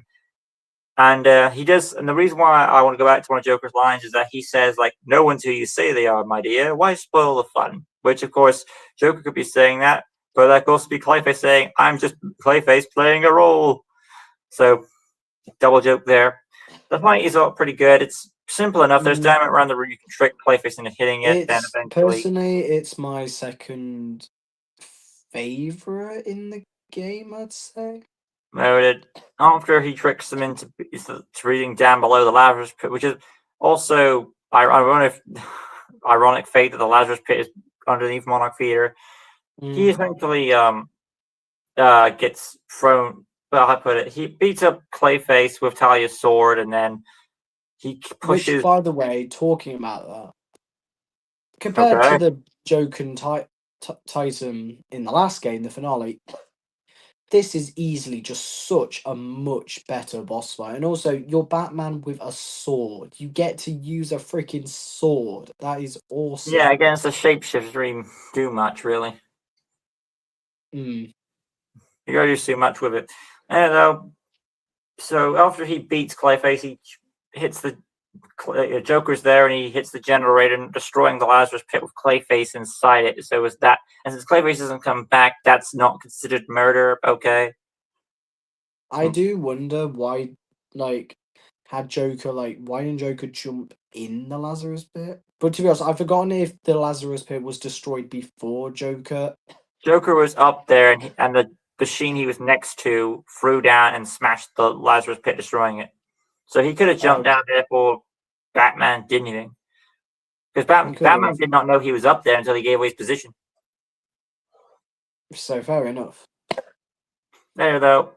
This explosion knocks Batman out, and this is something I want to get into. Batman is holding the cure in one hand, and he wakes up, the cure is in the other hand. And there's also a fear that, oh, maybe Joker took the cure. I'm sure you could argue that maybe Batman swapped hands while he was doing it, I guess. Anyway, though, he wakes up, and then for some reason, that's another thing. Okay, there's more comments, but we'll get to those in the end of this. Yeah. Another thing I want to bring up. Batman is unconscious for a bit. Why doesn't Joker just take the cure while he's unconscious? Maybe Whatever. Joker. I liked probably the fact that obviously Joker got knocked down, so probably he was a bit off as well. Hence why Batman was able to take the cure and drink it before he could.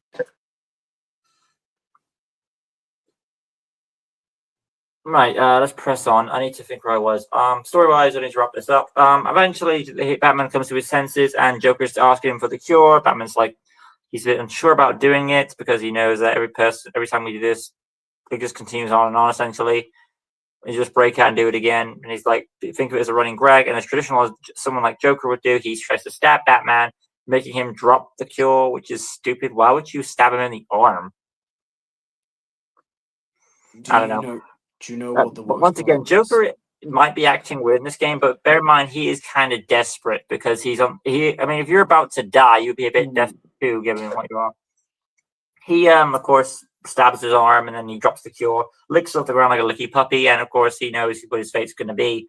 And Batman says, after everything he's done, he still would have saved him. And Joker finds that funny and dies with a smile on his face, similar to how the 1989 died. He dies. Well, to quote in Arkham Knight, he dies, he chokes on his last laugh. And people have speculated Joker can't be dead. Without Joker, it's awkward. And yeah, he drags his body out, which is foreshadowing with the picture at the beginning of Cain and Abel. Yeah, which is a gorgeous. Can I just say, is a way to it is a perfect way to end the game. Imagine if there was no sequel to Arkham City. That'd be such the biggest cliffhanger of all time. I mean, fair enough. I mean, he takes Joker's body, walks out. All the thugs are silent. Harley, of course, sad. He just walks out of Arkham City. Gordon's there, making his one appearance in the whole game. He places the body on the car, asks Batman what happens, and Batman just walks away from Arkham City like it was just a regular night's work. Well, it's more like he's stunned, or he doesn't know what. It's like the situation has changed now because Joker's gone. And Batman could say what he likes about Joker, but in a way, part of him was part of his life to be the Cape Crusader. Well, not like he inspired him, but like it's just perfect. Just all that silence and Gordon just being like, "What happened in there?" It's like because obviously so much has happened inside the walls of Arkham City. Indeed, for Batman to walk out in silence is just like shit went down, and yeah, they actually obviously it's big. They killed off the Joker. I mean, obviously he wouldn't stay gone. Well, everyone thinks he killed him off because you've got Batman walking out of the Joker's body. A lot of people are going to point to the fact they think he killed him. No, but it's the fact that they, like the game devs, they killed off Joker, which is massive. Well, that's the thing I want to get into. Really. The reason why Joker was killed off in this is because Mark Hamill wants to retire from the role at the time until he was brought back, convinced to come back multiple times. But obviously, Joker wouldn't stay gone from the Arkhamverse for long, though. But we'll get that to another day. Yeah. But after it would be and what's annoying about this, what drops this ending a bit down, is that the right after the credits is the flipping Catwoman 4th part. Like, come on, that was such a perfect ending. You have to have more drama to it. No, we have the Catwoman bit, and all it is just really. There's still work to do in Arkham City. Whatever, let's just wrap this up. Story-wise, Catwoman-wise, it's just she wants her shit back, goes to her apartment to get out of here, trapped by Two-Face. She goes to conference at the museum. They have a boss fight, kind of a shitty one, to be fair. And then, honestly, one of the most frustrating boss fights in the entire Arkham series. Noted. Because it's, to put it simply, I mean, you have Catwoman who's there. Obviously, you have to attack Two-Face, but it's one of those where he spawns folks back in. So you always have to, It's also the case that Catwoman takes ages to get on a gargoyle.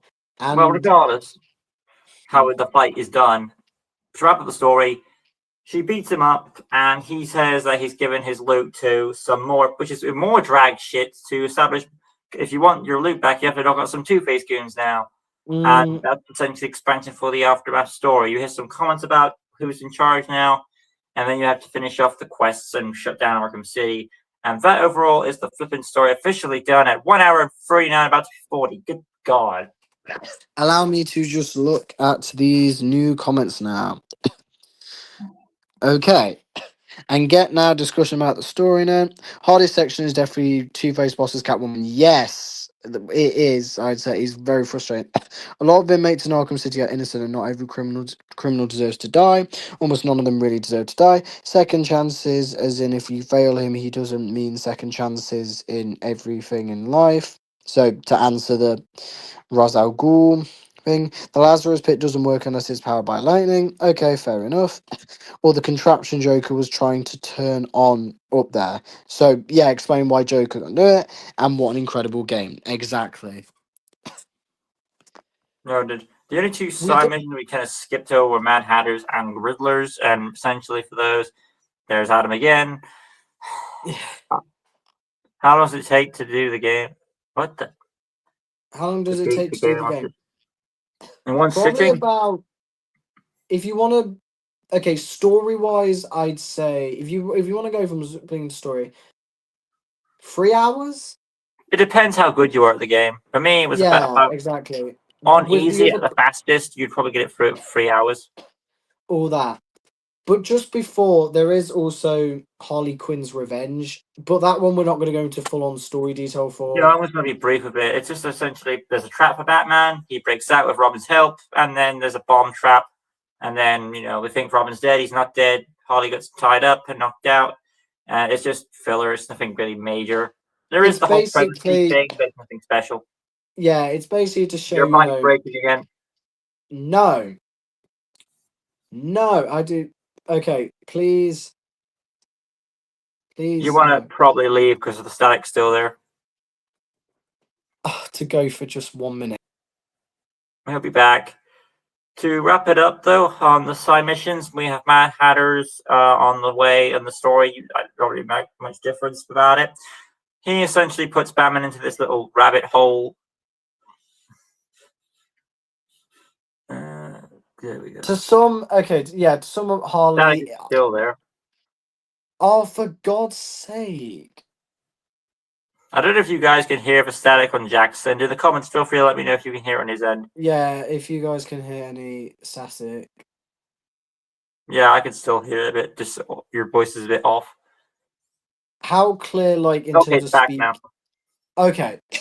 To sum it up, this is personally my second favorite DLC in the Arkham games. It's nice to see, obviously, Harley in mourning after the Joker, how she goes on to become the boss. It gives Robin time in the spotlight because Robin literally appeared once in the game. It's a nice boss fight that basically is Two-Face's boss fight, but I'd say this one is less hard.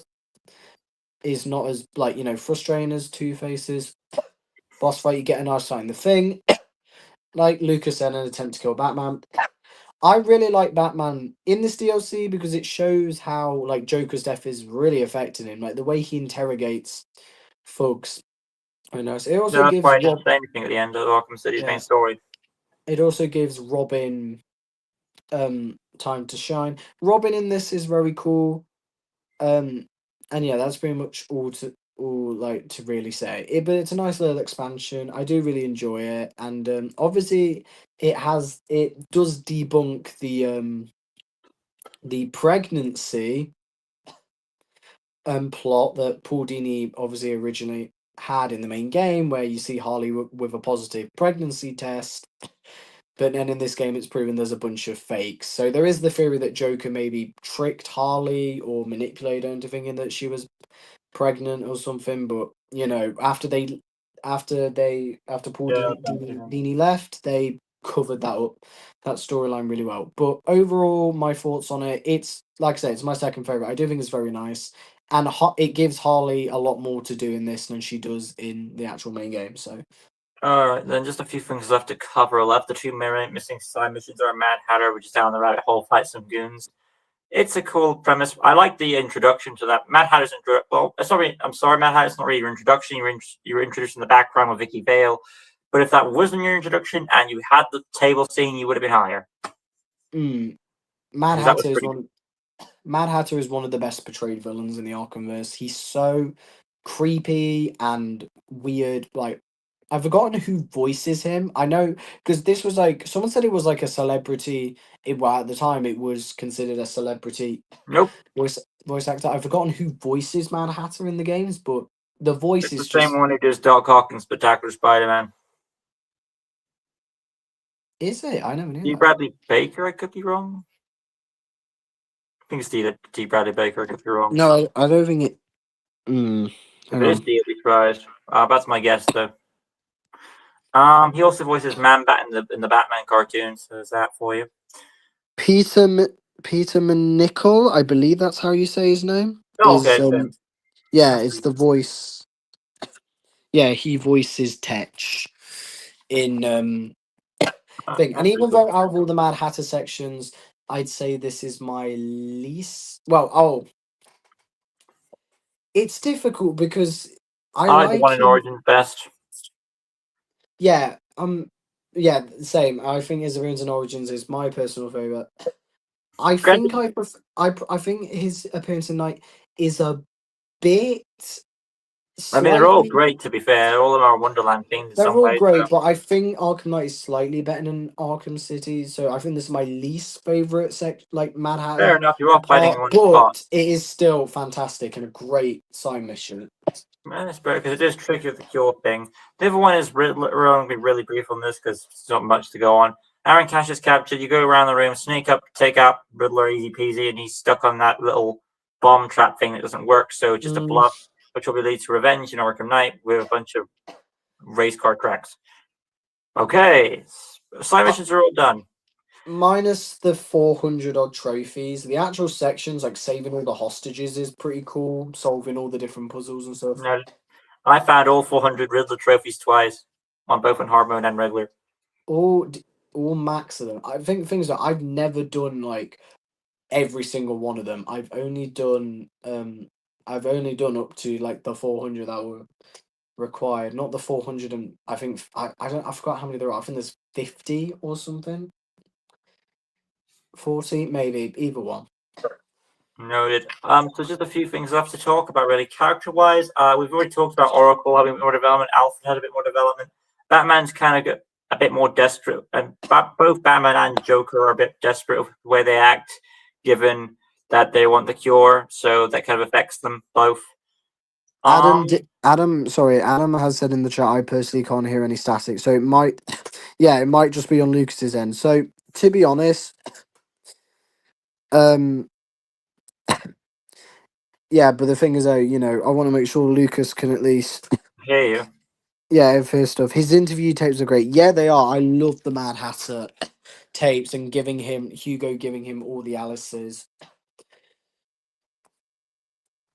to do. It was very nice. And yeah. So I've already mentioned a few of the characters. I didn't. There's not much really to go on because we kind of talked about most of these characters on the way. There are two characters I didn't really. Hugo Strange, I didn't say much, apart from criticizing. Hugo Strange is a villain. Missed opportunity. Yeah, I do think that obviously, the grand scheme of things, he has Bruce Wayne's identity and the interview tapes and him at his parents that you can visit. But that's really all he has. Apart from that, I feel like Hugo was a bit of a missed opportunity, and I wish that they had done more with him. Especially when you get freaking Corey Burton to voice him. Yeah. And the only reason I can think of why he doesn't kill him is because if you know Ra's al Ghul, and we know he's the mastermind, he's probably because Ra's wants him alive so he can have him as his apprentice so he can take over the Empire, blah, blah, blah. Star Wars reference. If that's I wish they would have explained. But the thing is, it's hard to really explain that about revealing the spoiler. But it doesn't. Even when the twist is revealed, it never goes on to that level. Like that's why I had Ra's not kill you or something like that. That was never established. So it just raises questions. Ra's al Ghul. The one thing I wanted to bring up, I couldn't say before, and I will say now, is Talia's whole thing. She had this tracker on. Now, her original plan, if you didn't know, she was trying to lure Batman away from Protocol 10 so that her dad's plan could do its thing, while he chased after Joker, or aka Clayface, and he was going to do that until his allies helped out, and it kind of screwed up her entire plan. She did not expect. Well, he went to dedicate Protocol 10 first, then went to get Talia.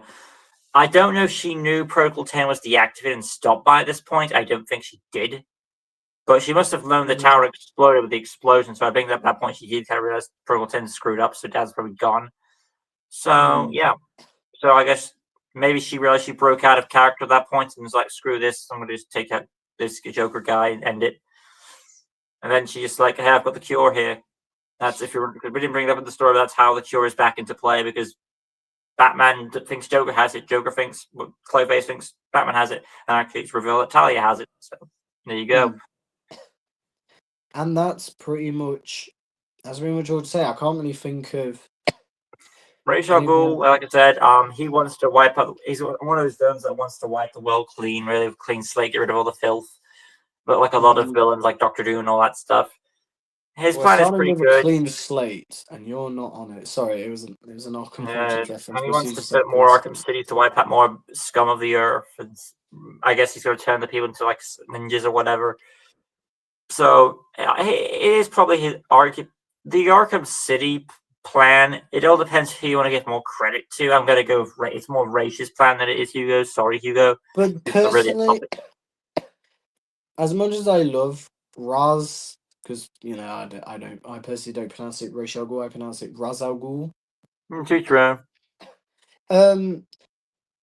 It also it doesn't make Hugo Strange as cool when it was Raz. Personally, I would have rather had Hugo not only do more in the plot, I also just would have had him be the sole mastermind. Like, you can still have that. You can have Raz like in the game, but making him like the whole mastermind and that, you can do the whole Hugo failing bit, and somehow he gets defeated, or maybe he does die. Maybe he does decide to activate protocol. Well, some people felt like that it felt like Hugo was the main villain, but then they were asked they wanted a mastermind twist, so they asked Paul Dini to change it, probably because in the story they said that. Well, Quincy says that Hugo has powerful friends because they don't believe that Hugo has enough resources to make Arkham City, because it is kind of a big project, and someone rich enough like Ra's al Ghul would have that type of money. But that's the thing, right? I feel like but you still got to have Raz like donate, like obviously give Strange money, because all the villains like obviously are part of Hugo. Joker is aligned with Hugo, Penguin, Mad Hatter, even Freeze to some extent. And I feel like it would have been better had he activated Protocol 11 to try and kill him and Batman, but Batman got out. If Hugo had been arrested or something, or maybe even have a boss fight. Obviously, Riddler mentions him having the bat suit at the back of his compartment, and in the comics, there's this big thing where Hugo wants to be the next Batman. So I would have loved it if we had a Batman versus Batman fight. I feel like that would have actually been pretty cool. Yeah, that might have taken out some serious out of the sales though. So best to do it as is. So yeah, that's all I've got to say about Raish. It is. I still enjoy the game. It's still the best, in my opinion. Gameplay wise, you do have Batman and the same gadgets, like I said, but in this game he can counter more than one enemy, unlike the first game. So that's a nice plus there. Upgrade wise, you do get more variety in what you can pick. Catwoman has a few upgrades herself, so there is more you can do gameplay wise, which is appreciative. And the map itself, you do have more to see. There's more to explore. There's more to do. Wherever you go, twists and turns, things to look at. And while it's, how I put it, as a spectacle piece, it's great. But if you're just focusing on riddles, then it's not the best thing. Arkham Side is the thing for you. But as a spectacle piece, I will say, I feel like it makes no sense for Riddler to give Riddler trophies to Catwoman, because obviously, Riddler never even interacts with Catwoman in this. They never even do anything. Obviously, no one knows the actions that happen in terms of the story. So I always thought it was a bit weird having Catwoman Riddler trophies Yeah, because it doesn't really make sense. or Batman, maybe yeah, but Catwoman, I always thought that was a bit weird. yeah, because we're starting to get lazy with the Riddler trophies. There, it's just like we need something for Catwoman to collect. Well, why not just have it be some of Catwoman's loot then? I mean, that's what The she's here ending for. to that as well, when she's like, "Okay, I'm gonna get my loot and I'm gonna get out of Arkham City." You could She have gets her Riddler loot. have it, but She just have it gets be her loot. something else. She gets her loot, but for the sake of keeping the continuity of free roaming, she's like, I could get out of this crazy town, but where's the fun in that? And I'm like, are you being fucking serious? We went round, fought Two-Face, got all this loot for you to get out of Arkham City, just for you to go, oh, you know what? I'm gonna stay here actually. Benora See, frees one. I didn't. We didn't talk about that side mission too much. Not that it really matters. It's just clearing up, getting Nora back, and then Nora's Freeze is happy. Nora's one, there is some dialogue between some folks in that is actually quite disturbing. So, yeah, there is that. It is also nice when you get to go back afterwards and it's like, Freeze thanks you for finding his wife. It's a nice moment. I love the fact that you get to see how Freeze got there. He froze himself a path Yeah, over yeah. the ocean, well, the sea, and he walked across there. I thought that was really nice. It was a nice little way to end the side mission. The Nora mission, it's simple, but it is really nice. And I think that's everything we've covered. Really, there's nothing else we've missed, is there? No, I don't think there is. So Right then. overall, you gave Arkham Asylum 7.5. I gave it an 8. I am gonna give Arkham City a 9 out of 10. For me, it's better than Asylum. It improves on it in pretty much nearly every single way. I'll go 8.5. I would go higher. It's just the Riddler stuff is kind of a bit over the top, so And that's yeah, something to go for. now, is it my favorite Arkham game? A lot of people would say yes. It is better than Asylum, but no. I know a lot of people like to say that City is the crowning jewel of Arkham. It is the And I'm best pretty game, sure you're going to say Origins for next time. but there is one other game that I think just does things a little bit better than even Arkham City. I believe I know what it is. But we will get to that when Another we day. get to. There's only 2 games left to talk about. So, yeah, despite the fact that people might be raging, saying, what are you talking about? There's more Arkham games after tonight. Debatable topic for another day. As much as I'd love to talk about Arkham Shadow, Lucas hasn't played it, so. And number two, Arkham Knight is literally said at the back of the case, it is the official end. Everything else is essentially a prequel, isn't it? Apart from Justice League, I don't count that because of how bad it is. And I think it was even said to be non-canon. Well, even if it's canon, fair enough. There's one more thing we have to do before we go, and if you guys want to put any more comments in, this is your chance because Jack's going to read out a bunch of these, and we're going to end it. Has anyone got any more comments? Oh, okay. Riddler has way more nuance than that. He basically won though. What could be maybe Riddler had a crush on her or experimenting to see if she will be a challenge to Batman. And then again, he kidnapped her in Night, so who knows? Yeah, he said to bait Batman. Oh, okay, so you're saying that like a development of why like he gives Riddler stuff to Catwoman. There is dialogue between Freeze and Batman if you come back without saving her, pretty eerie. Arnius, can you type? Do you remember what the dialogue is between Freeze and Batman? If you come out without saying no, because I want to hear what it is. Also, and this is a comment by the way, Lucas. Also, just a quick question, Lucas: are you going to go back to do Lego Customs, or are you done with it until Lego Batman: Legacy of the Dark Knight? I don't have a PS5, and with customs wise, it all depends when I'm ready. There's a lot of stuff going on in my life I can't say, but when I'm able to, you'll know when I release the videos. Suicide Squad is just a fan-made game, 100% non-canon. Yes, Real J, I definitely do not consider it non-canon. Have you played Suicide Squad? I've not seen it, but I know of the story and I know like what is in it. And yeah, how many Batman games are there? Technically, in terms of like main entries, there's 5, but What? yeah, because of Arkham Shadow. But in terms of console games, there's 4. There's Asylum, City, Origins, and Night. I knew you were lying. My wife will die, and you will be to play. Oh yeah, that is ominous. I remember it goes like you're betting in this freeze, fix her and end this or something like that. None of you guys have played it and are just parroting internet opinions. I have no, yeah, but I have seen footage of. I have seen footage of the game. I have also seen a lot of the cutscenes in it because I wanted to see, because I heard bad things about it. I wanted to see, what the story was actually like. Looked at it. It is pretty bad. So yeah, I do want to know, Arnius, what is your personal if you want to say what your personal opinion is of the game. Yeah, footage of the game ain't that good, just saying. Yeah, Real J, it doesn't seem that great in all honesty, especially what it does to like several other characters from the Arkham things. If you haven't played it, you literally cannot say it's bad.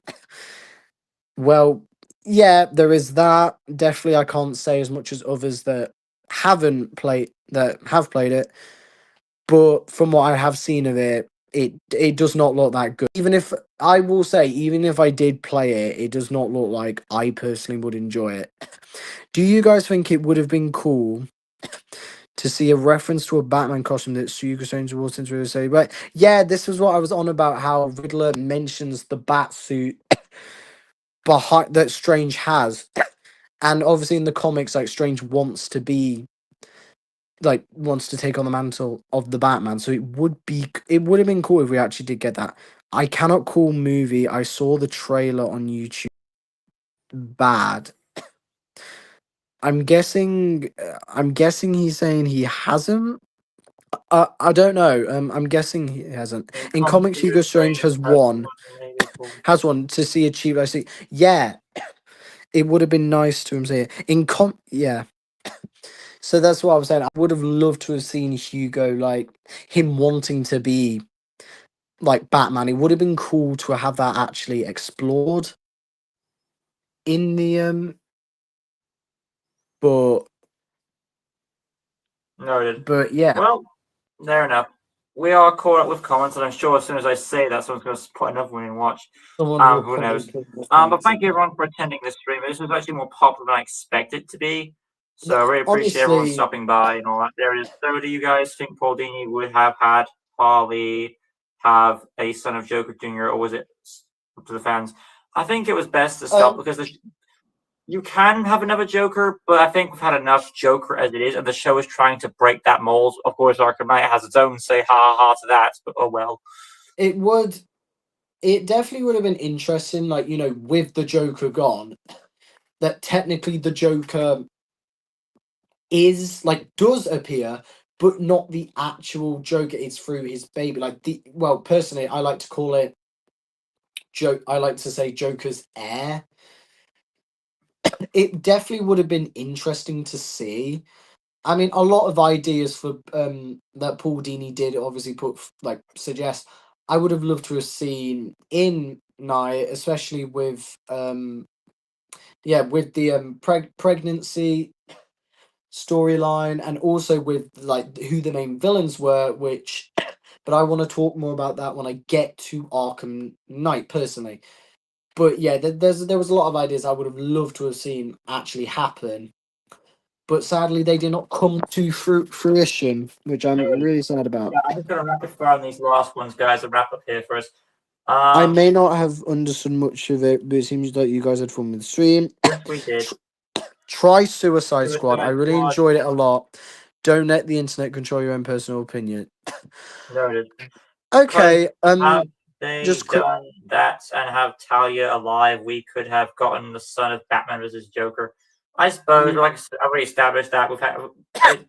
It was a good place to stop with the Joker, but they kind of ruined it. But that's another story for another day. I enjoy your Onius, guys. Had a good rest of your day. Okay, bye, Jay. if Thank you. Bye bye. yeah, thanks for stopping, Jay. Onius, you're saying try the Suicide Squad game. I might.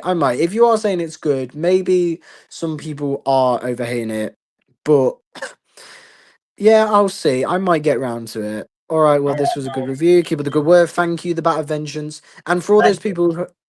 people, who have been in the chat tonight, please come. Please come to the other two live streams because we've loved talking to you. We've reading your comments. I have We've a comment. loved. Most people hating haven't played it. Fair enough. And with those comments, Jay, Jack, you read every single one. I tried to read some myself, so because parents want to hear me speak, but that's fine. We got through in the end. Yeah, but we loved hearing your comments. So please come to the other two streams. We are going to obviously talk about Origins and Night, and we honestly we'd love to have I you don't guys. know why the hell in this stream was chat. so popular with the comments. Jesus Christ, I wasn't expecting that, but then it is Arkham City. What am I I know supposed to say? there was so many comments. Would you say this is the most comments you've had on a stream, or have you Hey, had? watch Arkham Origins. Fuck that shit. No one shows up for that. Oh, Yes, who said that? most people saying good night. So, but Have a good night, guys. Thanks, bye. Adam. Thank you everyone for stopping by. Thanks for the review. Yeah, Jack, I that's don't know if it's be going to the be a end thing of the like this. comments But now. overall, good one for us. And I've got to get going. I've got to finish my day. Thank you for having me on, Lucas. It's been a Thank you, everyone. pleasure. I'm going to end the stream now. With that being said, though, from me and Jack and this awesome 2-hour review, it does deserve, though, it is Arkham City. It is the high level Arkham series in a lot of people's minds, so we have to do it our justice. And I think we did a pretty good analysis of everything we could think of.